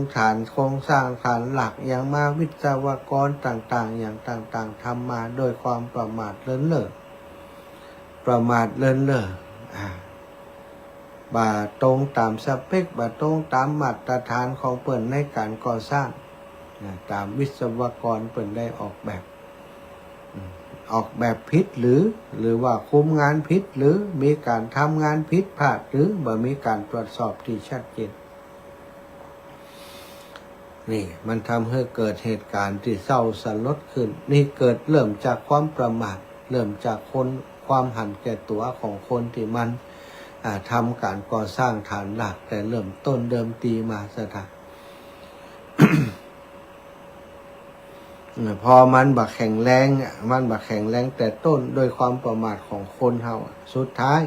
เมื่อเกิดเหตุการณ์อย่างอี้มันจะรับแรงสั่นสะเทือนได้อย่างไรมันก็ล้มลงมาละเนระนาดแบบนี้มันเป็นอุทาหรณ์ให้ตอนนี้คนที่อยู่ในวงการก่อสร้างวิศวกรมาจนถึงช่างก่อสร้างทั้งหลายควรจะคำนึงถึงชีวิตและทรัพย์สินของคนอื่นถ้าคุณบ่คำนึงถึงชีวิตและทรัพย์สินของคนอื่นหันชีวิตของคนอื่นบ่มีค่าไม่มีความหมายปล่อยให้เปิ่นไปเสี่ยงในอาคารที่คุณสร้างนั้นจรรยาบรรณในการก่อสร้างจรรยาบรรณในการเป็นวิศวกรมันหายไปไหนคุณมันก็ขาดตกรดีๆนี่เองนะกลุ่มคนเหล่านี้ก็คือขาดตกรดีๆนี่เองเราจะฟังดูว่าเปิ่นจะสืบสาวเล่าเรื่องไปถึงไหนแต่ส่วนใหญ่เนาะมองในแง่ร้ายไว้ก่อนก็คือมักจะเพิ่นเรียกว่าปกป้องพวกเดียวกันเนี่ยถ้ามันเกิดเป็นพวกของผู้รักผู้ใหญ่คนที่มีอำนาจในแผ่นดินเฮาก็คงจะฮู้เรื่องฮู้ราวที่บ่จริงนะถ้ามันฮู้ความจริงมานี่ก็เป็นสิ่งที่ดีถ้ามีความโปร่งใสในการตรวจสอบในการพิจารณาบ่ใส่ตรวจใส่พาไผเอาตามข้อเท็จจริงเลยถ้ามันเป็นเรื่องเกินความสามารถก็ว่ากันไปแต่ว่าอยู่ในดุลพินิจที่น่าเป็ดน่าคิดก็คือเฮามาคิดว่าตึกต่างๆนี่ที่เพิ่นสร้างมาเมินมานานซะมันยังเป็นหยังแต่ตึกนี้สร้างมาใหม่ๆย่ำตันแล้วตันเสร็จกันจะว่าปูนบ่เสร็จตัวอีนี่โอ้มันก็ตั้งปี63เพิ่นแล้วโครงสร้างมันพอส่งมอบงานไปแล้วมันใช่กะท ถ้าว่าบาเซตตัวมันจะส่งมอบงานได้อย่างไรอยู่ที่ทำปัจจุบันนี้คือการขั้นตอนการตกแต่งการเก็บรายละเอียดแล้วเนาะอูไปอูมาก็หูซึกอึดอัดเหมือนกันในการที่จะ สื่อสารไปถึงคนที่มันทุจริตเนี่ยสักปล่อยเขาไปก่อนปล่อยเขาไปเขาก็ดูตามเนื้องานดูเนื้อที่เปิ่นอันสรุปมาเนาะสักแต่เท่าตั้งหลายเมื่อได้บทเรียนอย่างนี้แล้วนี่ปล่อยอีแม่ตั้งหลายบ้านช่องห้องหออาคารบ้านช่องของเฮาก็ควรจะมาตรวจสอบนะบาเจว่างัวหายและล้อมคอกยิ่งถ้ามันงัวหายแล้วเขาบ่ล้อมคอกเขาบ่ป้องกันใช่ไหมก็เท่ากับว่ายิ่งอยู่ในความประมาทจะต้องเฮียนหู้เวลาเกิดแผ่นดินไหวใจเนี้ยอย่างใดพ้องเนี่ยเปิ่นตั้งการเปิ่นก็บอกเปิ่นก็แจ้งมาสถาก็ต้องจำไว้ให้ได้เกิดแผ่นดินไหวนี่เปิ่นบอกว่าสติมาก่อนเลยนะสติตั้งสติต้องมีสติสัมปชัญญะตุนลุนมาเนี่ยตั้งอันนี้แผ่นดินไหวเนี่ยบอกหู้มันจะนักจะน้อยต่อใดสิ่งที่จะต้องระวังถ้าอยู่ในอาคารเฮือมุด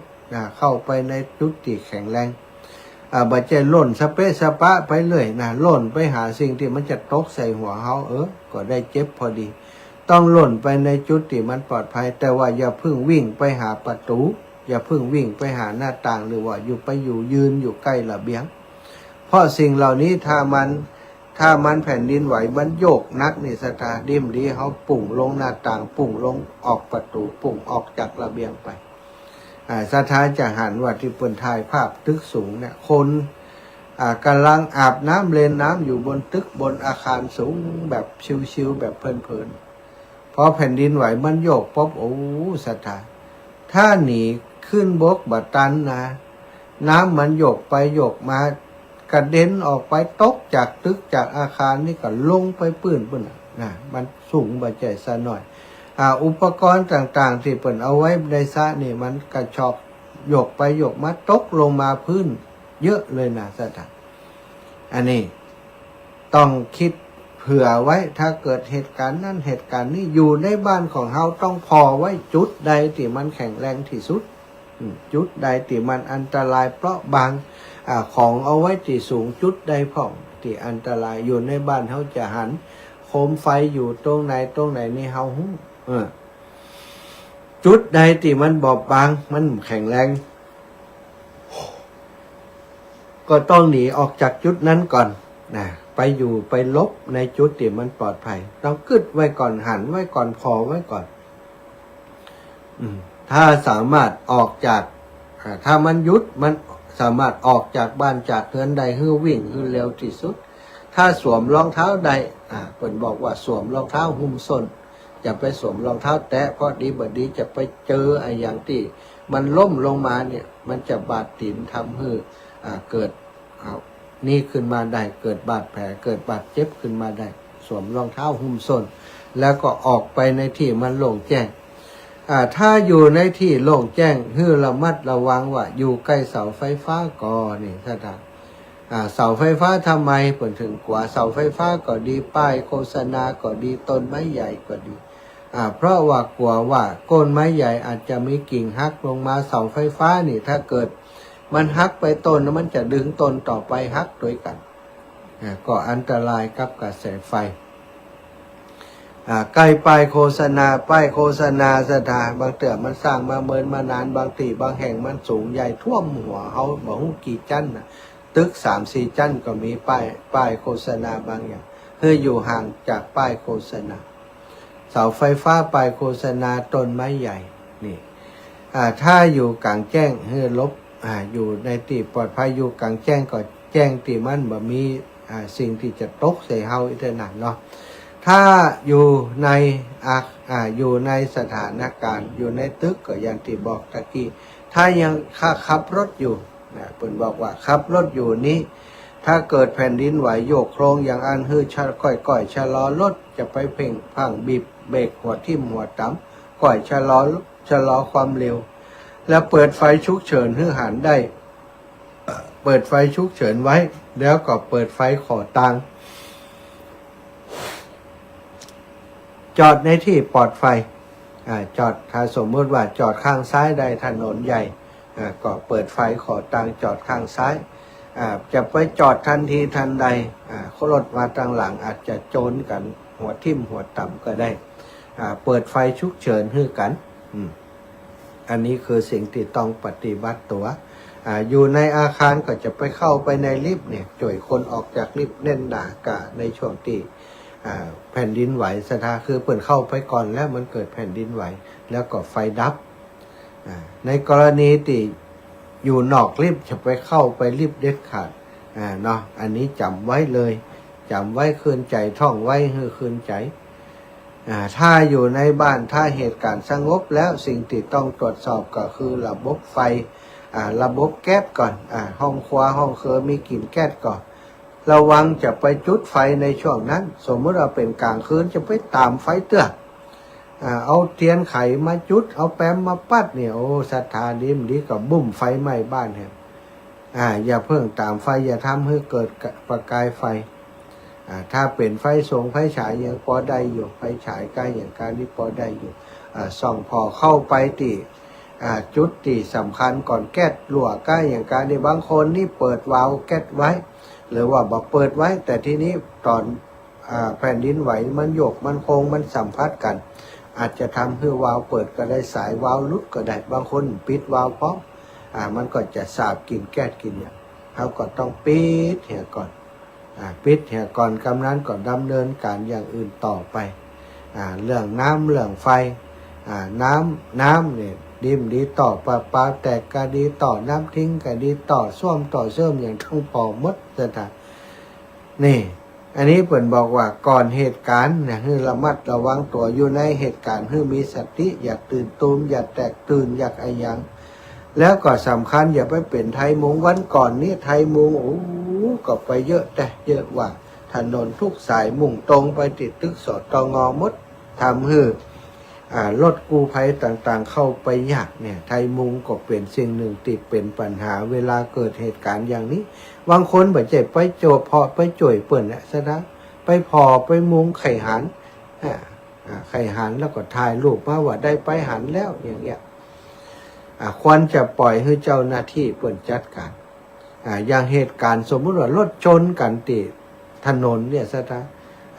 จะไปนับใดนับจอดรถจะมาตั้งหลังบางคนเนี่ยชะเง้อพอรถมาตั้งหลังด้วยความเร็วโจนกันแหมถ้าเกิดเหตุการณ์อย่างอันอย่าไปเป็นไทยมุงแต่พยายามขับรถไปตามปกติก่อนเปิดไฟฉุกเฉินไปแล้วก็ไปจอดที่อันควรถ้าจะลงจ่วยเปิ่นห่างจากจุดนั้นไปก่อนจะไปยื้อพอเปิ่นหันบางคนจ้าแล้วก็ยื้อพอเปิ่นหันรถมาตั้งหลังมันก็จะโจนกันเนี่ยเหตุการณ์ที่มันเกิดขึ้นกับไทยมุงของเฮานี่ก็ปัญหาเยอะอยู่นะสถานวันก่อนอาตมาเดินทางจากเมืองน่านมาจากตาวังผาเข้ามาตั้งน่านนะสถานมีรถโจรกันอยู่คนขับรถของท่านอาจารย์จะชะลอรถจะพอเขาบอกไปเปิดไฟขอทางเปิดไฟฉุกเฉินไปมาต้องจอดเดี๋ยวรถตั้งหลังติดมาเป็นเจ็บนะแล้วก็คนที่เป็นกู้ภัยอยู่จะมีปัญหาไปเลยไปอยู่ตั้งนาพุ่นเฮาบ่มีส่วนที่จะไปช่วยเพิ่นได้ก็ไปปล่อยกู้ภัยเพิ่นเนี่ยนะอันนี้คือสิ่งสำคัญนะสถานสำคัญอย่างใดก็สำคัญมันจะสะดวกกับคนที่เพิ่นกำลังทำงานอยู่ถ้าเฮาไปจอดกันคนได้มาก็จอดคนได้มาก็จอดรถก็ติดรถกู้ภัยบางเทื่อเพิ่นจะต้ยก้นมาก็ตันอันนี้คือปัญหาเนาะต้องช่วยกันพอกอยเน้อชีวิตทรัพย์สินของเฮา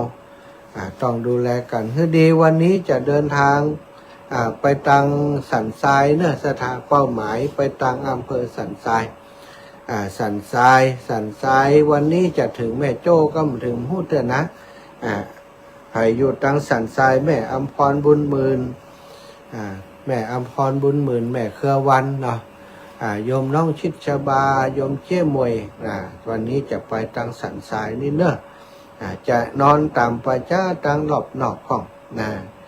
ออกไปตังสันทรายแล้วก็อีกวันจะผ่าน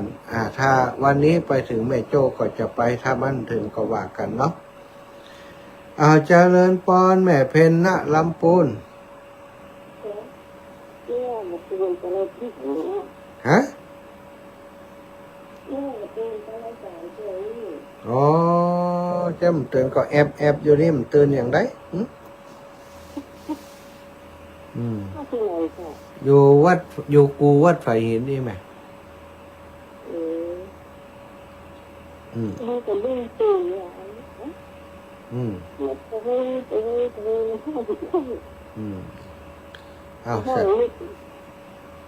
สัตว์ตัวเนอะยังตื่นตะก้าไหนยังลุกตะก้า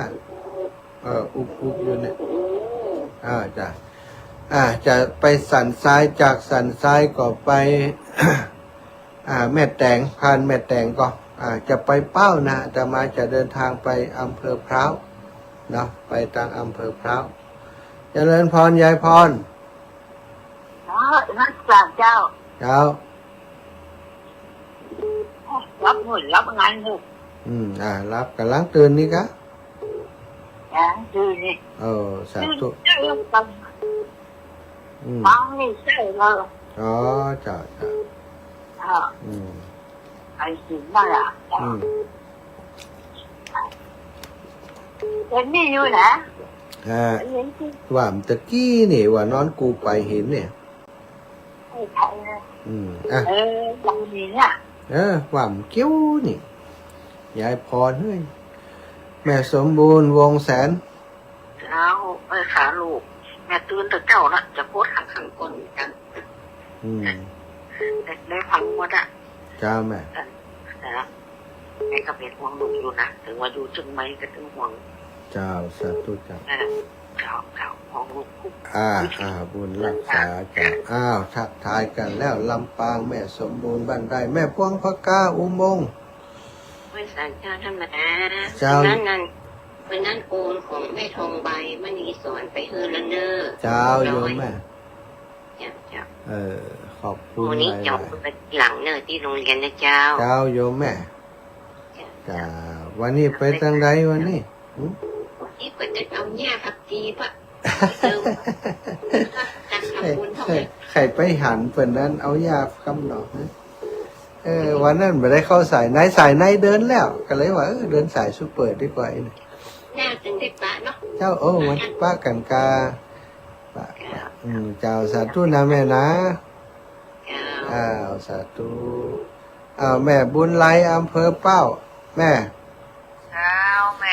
แม่ฟังอยู่เนอะแม่เป้านี่ถ้าไปตั้งแม่โจนี่ผ่านอำเภอแม่แตงก็ผ่านกับแม่แหละดอยนักก็ลิงนักก็ดอยนักก็ลิงสูงก็ดอยสูงก็ตังยากก็ตังสูงเป็นสี่นะกระโหลกถ้าเข้าเกตเป้ามาจำพิงโก้งนะแต่จำเชียงดาวแม่แตงนี่ถ้าลูกเดินทางแต่ก็มาด้วยเท่าได้แม่เขาจะเข้าใส่ไหนแม่มันเข้าใส่ไหนก็มีสายไหนก็สายนอกสายซุปเปอร์นั่นเขาเคยเดินแล้วสายตั้งไหนนี่มีก็สายตั้งมันมีถนนเส้นเดียวนะกระโหลกเส้นใดเส้นที่เปิ่นไปตั้งเชียงดาวนะกะเจ้าเส้นมาตั้งเชียงดาวนะแม่เหรอ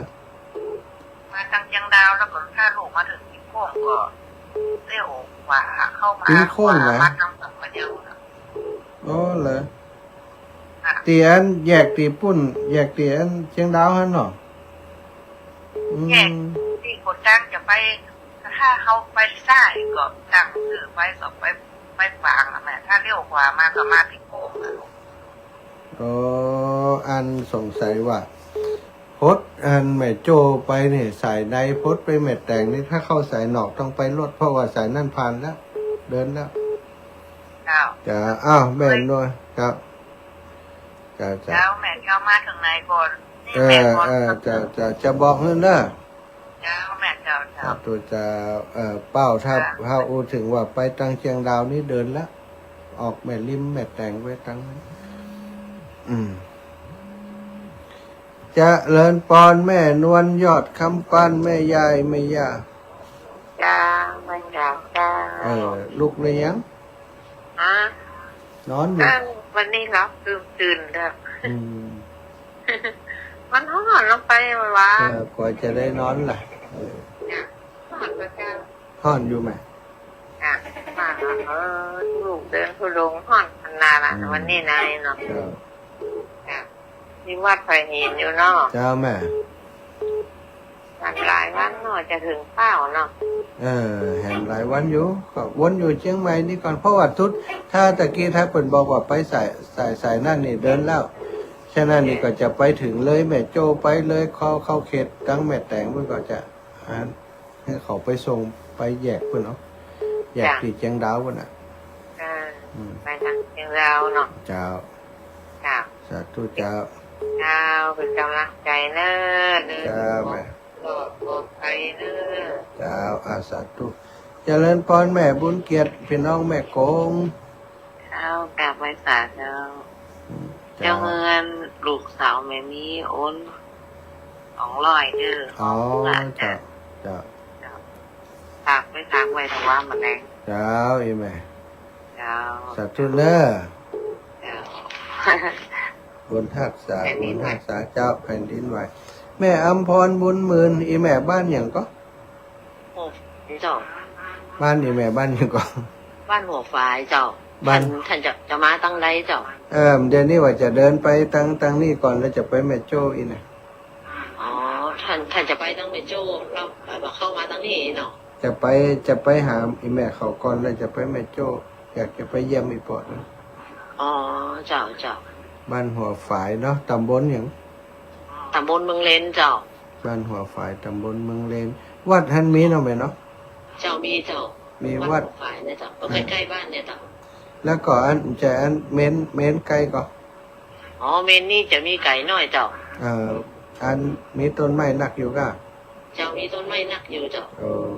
ดีอาจจะได้ไปพักหันเดี๋ยวเจะพอว่าระยะทางจากนี้ไปจับเบกก็ เจ้า ถ้าจับก็คือ20กิโลนี่นะ 20 กิโล 25นี่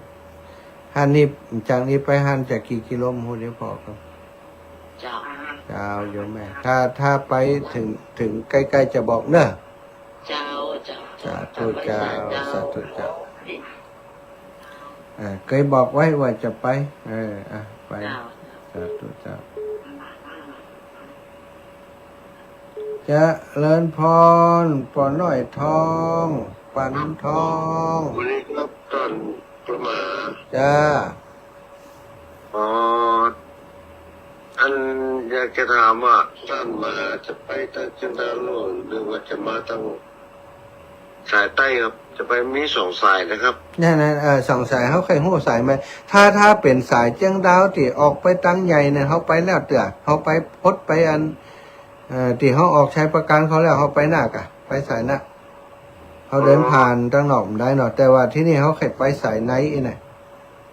สายนี่ก็มีเป็นสายใต้นะครับจะเส้นขวามือที่ผ่านเมโจ้เมดแดงอันขึ้นมาเมดแดงก็ขึ้นมาหน้าเข้าเป้าแล้ว เคยไปตรงนั้น อันที่เกิดเส้นที่ก็ง่ายครับ โอ้เดี๋ยวอันจะไปตั้งเนี่ยจะไปตั้งเนี่ย เส้นสายปิงโก้เนี่ยเป็นร้อยกว่าบพอนนะครับเหมือนที่อื่นครับร้อยอ่ะ นั่นไปแล้ว ก็เส้นสายใต้สายนี่มันขึ้นมาจากเมโจผ่านโรงพยาบาลเดินซ้ายขึ้นมาสายป้าได้ง่ายครับเส้นนี้ครับ อ๋อได้ มาครับ ได้แล้วเป็นสายซุปเปอร์แล้วผ่านเมืองป้าเข้าป้าก็รู้สึกว่าถนนดีเดี๋ยวนี้ขยายถนน แต่ก็เทียบได้ก็คิดว่าถนนสายป้าเดี๋ยวนี้ถึงอำเภอนี่เนาะตัวจะดีครับผม โอเคเดี๋ยวจะไปสายหน้าเนอะมีอย่างจะโทรหาปอเด้อ ครับผม อ๋อ แล้วมาคือว่าผมเนี่ยเดี๋ยวนี้ไปไหนมากันได้ละ จะเป็นติดเตียงติดบ้านกะ มาที่เตียงครับ ติดบ้าน ผมขาครับ เดินขาเป็นเล็กครับนั่งตลอดเดินมาเลยครับ โอ้ถ้ามีโอกาสก็เจอกันเนาะ ครับผม โอ ขอบ เค คุณมากๆ ครับผมจะเดินพร ทุก ปอน้อยทองนะ ขอบคุณปนน้อยทองศรัทธาญาติโยมมีหลายคนหลายท่านที่ฟังอยู่จากน่านผ่านลำพูนขึ้นเชียงใหม่ตั้งจิตไปนมัสการวัดฝายหินไลฟ์สดให้สาธุชนได้ยนยินโอ้แดนดินถิ่นธรรมร่ำหรือมาคืนนี้ได้จำวัดที่ป่าช้าวัดฝายหินเสียงนกกาบินขวักไขว่ในพฤกษาอุดมด้วยระบบนิเวศวิทยาสุขอุราภาวนาธรรมวัดไปจัดสัมภาระให้เรียบร้อยตามวิสัยจัดรายการไลฟ์สดไปทุกแห่งหนเล่าเรื่องนานาสาระให้ทุกคนสาธุชนที่ติดตามกระจ่างใจรุ่งเช้าสวดมนต์แล้วออกบิณฑบาตโปรดญาติโยมศรัทธาทั้งไกลใกล้สู่เส้นทางในเมืองเยื้องออกไปสู่แม่ริมแดนไกลถึงสันทรายวิขาจารด้วยดวงใจที่มุ่งมั่นเฝ้าก้าวย่างอย่างแข็งขันสู่ที่หมายอุปสรรคหนักหนาที่ท้าทายไม่ค่อนคลายปฏิบัติปฏิปทาโอเคสุดยอดแม่ครูลาวันเนาะเปิ่นบัดเปิ่นแต่งบทกรฮื้อทุกวันขอบคุณมากศรัทธาสาธุชนทั้งหลายได้เวลาเนาะที่จะลากันแล้วสำหรับวันนี้พี่น้องเมืองน่านเน้อปนานประเสริฐปนานอันนั้นพี่น้องเมืองน่านทุกคนทุกท่านที่ติดตามรับฟังรายการอยู่ดีมีสุขอายุมันขวัญยืนกันเน้อขอความสวัสดีจงมีแก่ศรัทธาท่านเจ้าทุกคนทุกท่านจัตตารโอธรรมาวัฏันติอายุวันโนสุขังพระลัง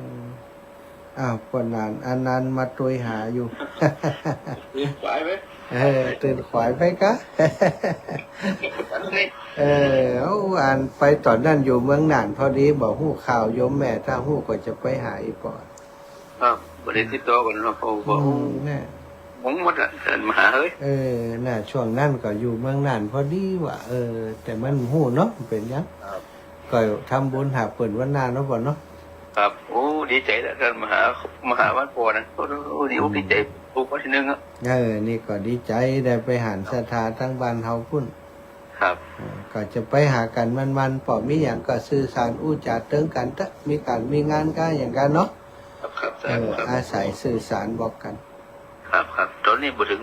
พุ่นจะกะวัดนั่นจะกะอยู่ฝ่ายหินแล้วปอเดี๋ยวก็จะเดินออกจากฝ่ายหินกับไปอันตังอันออกแม่ริมออกสันทรายออกอันแม่โจ้ปุ่นนะปอครับสาธุสาธุปอสาธุปนนั้นประเสริฐจากปนนั้นอันนั้นจากเมืองน่านนะศรัทธาเป็นน้องเวียงสาเมืองน่านศรัทธาสาธุชนขอความสุขสัสดีจงมีแก่ท่านทุกคนทุกท่านเน้อ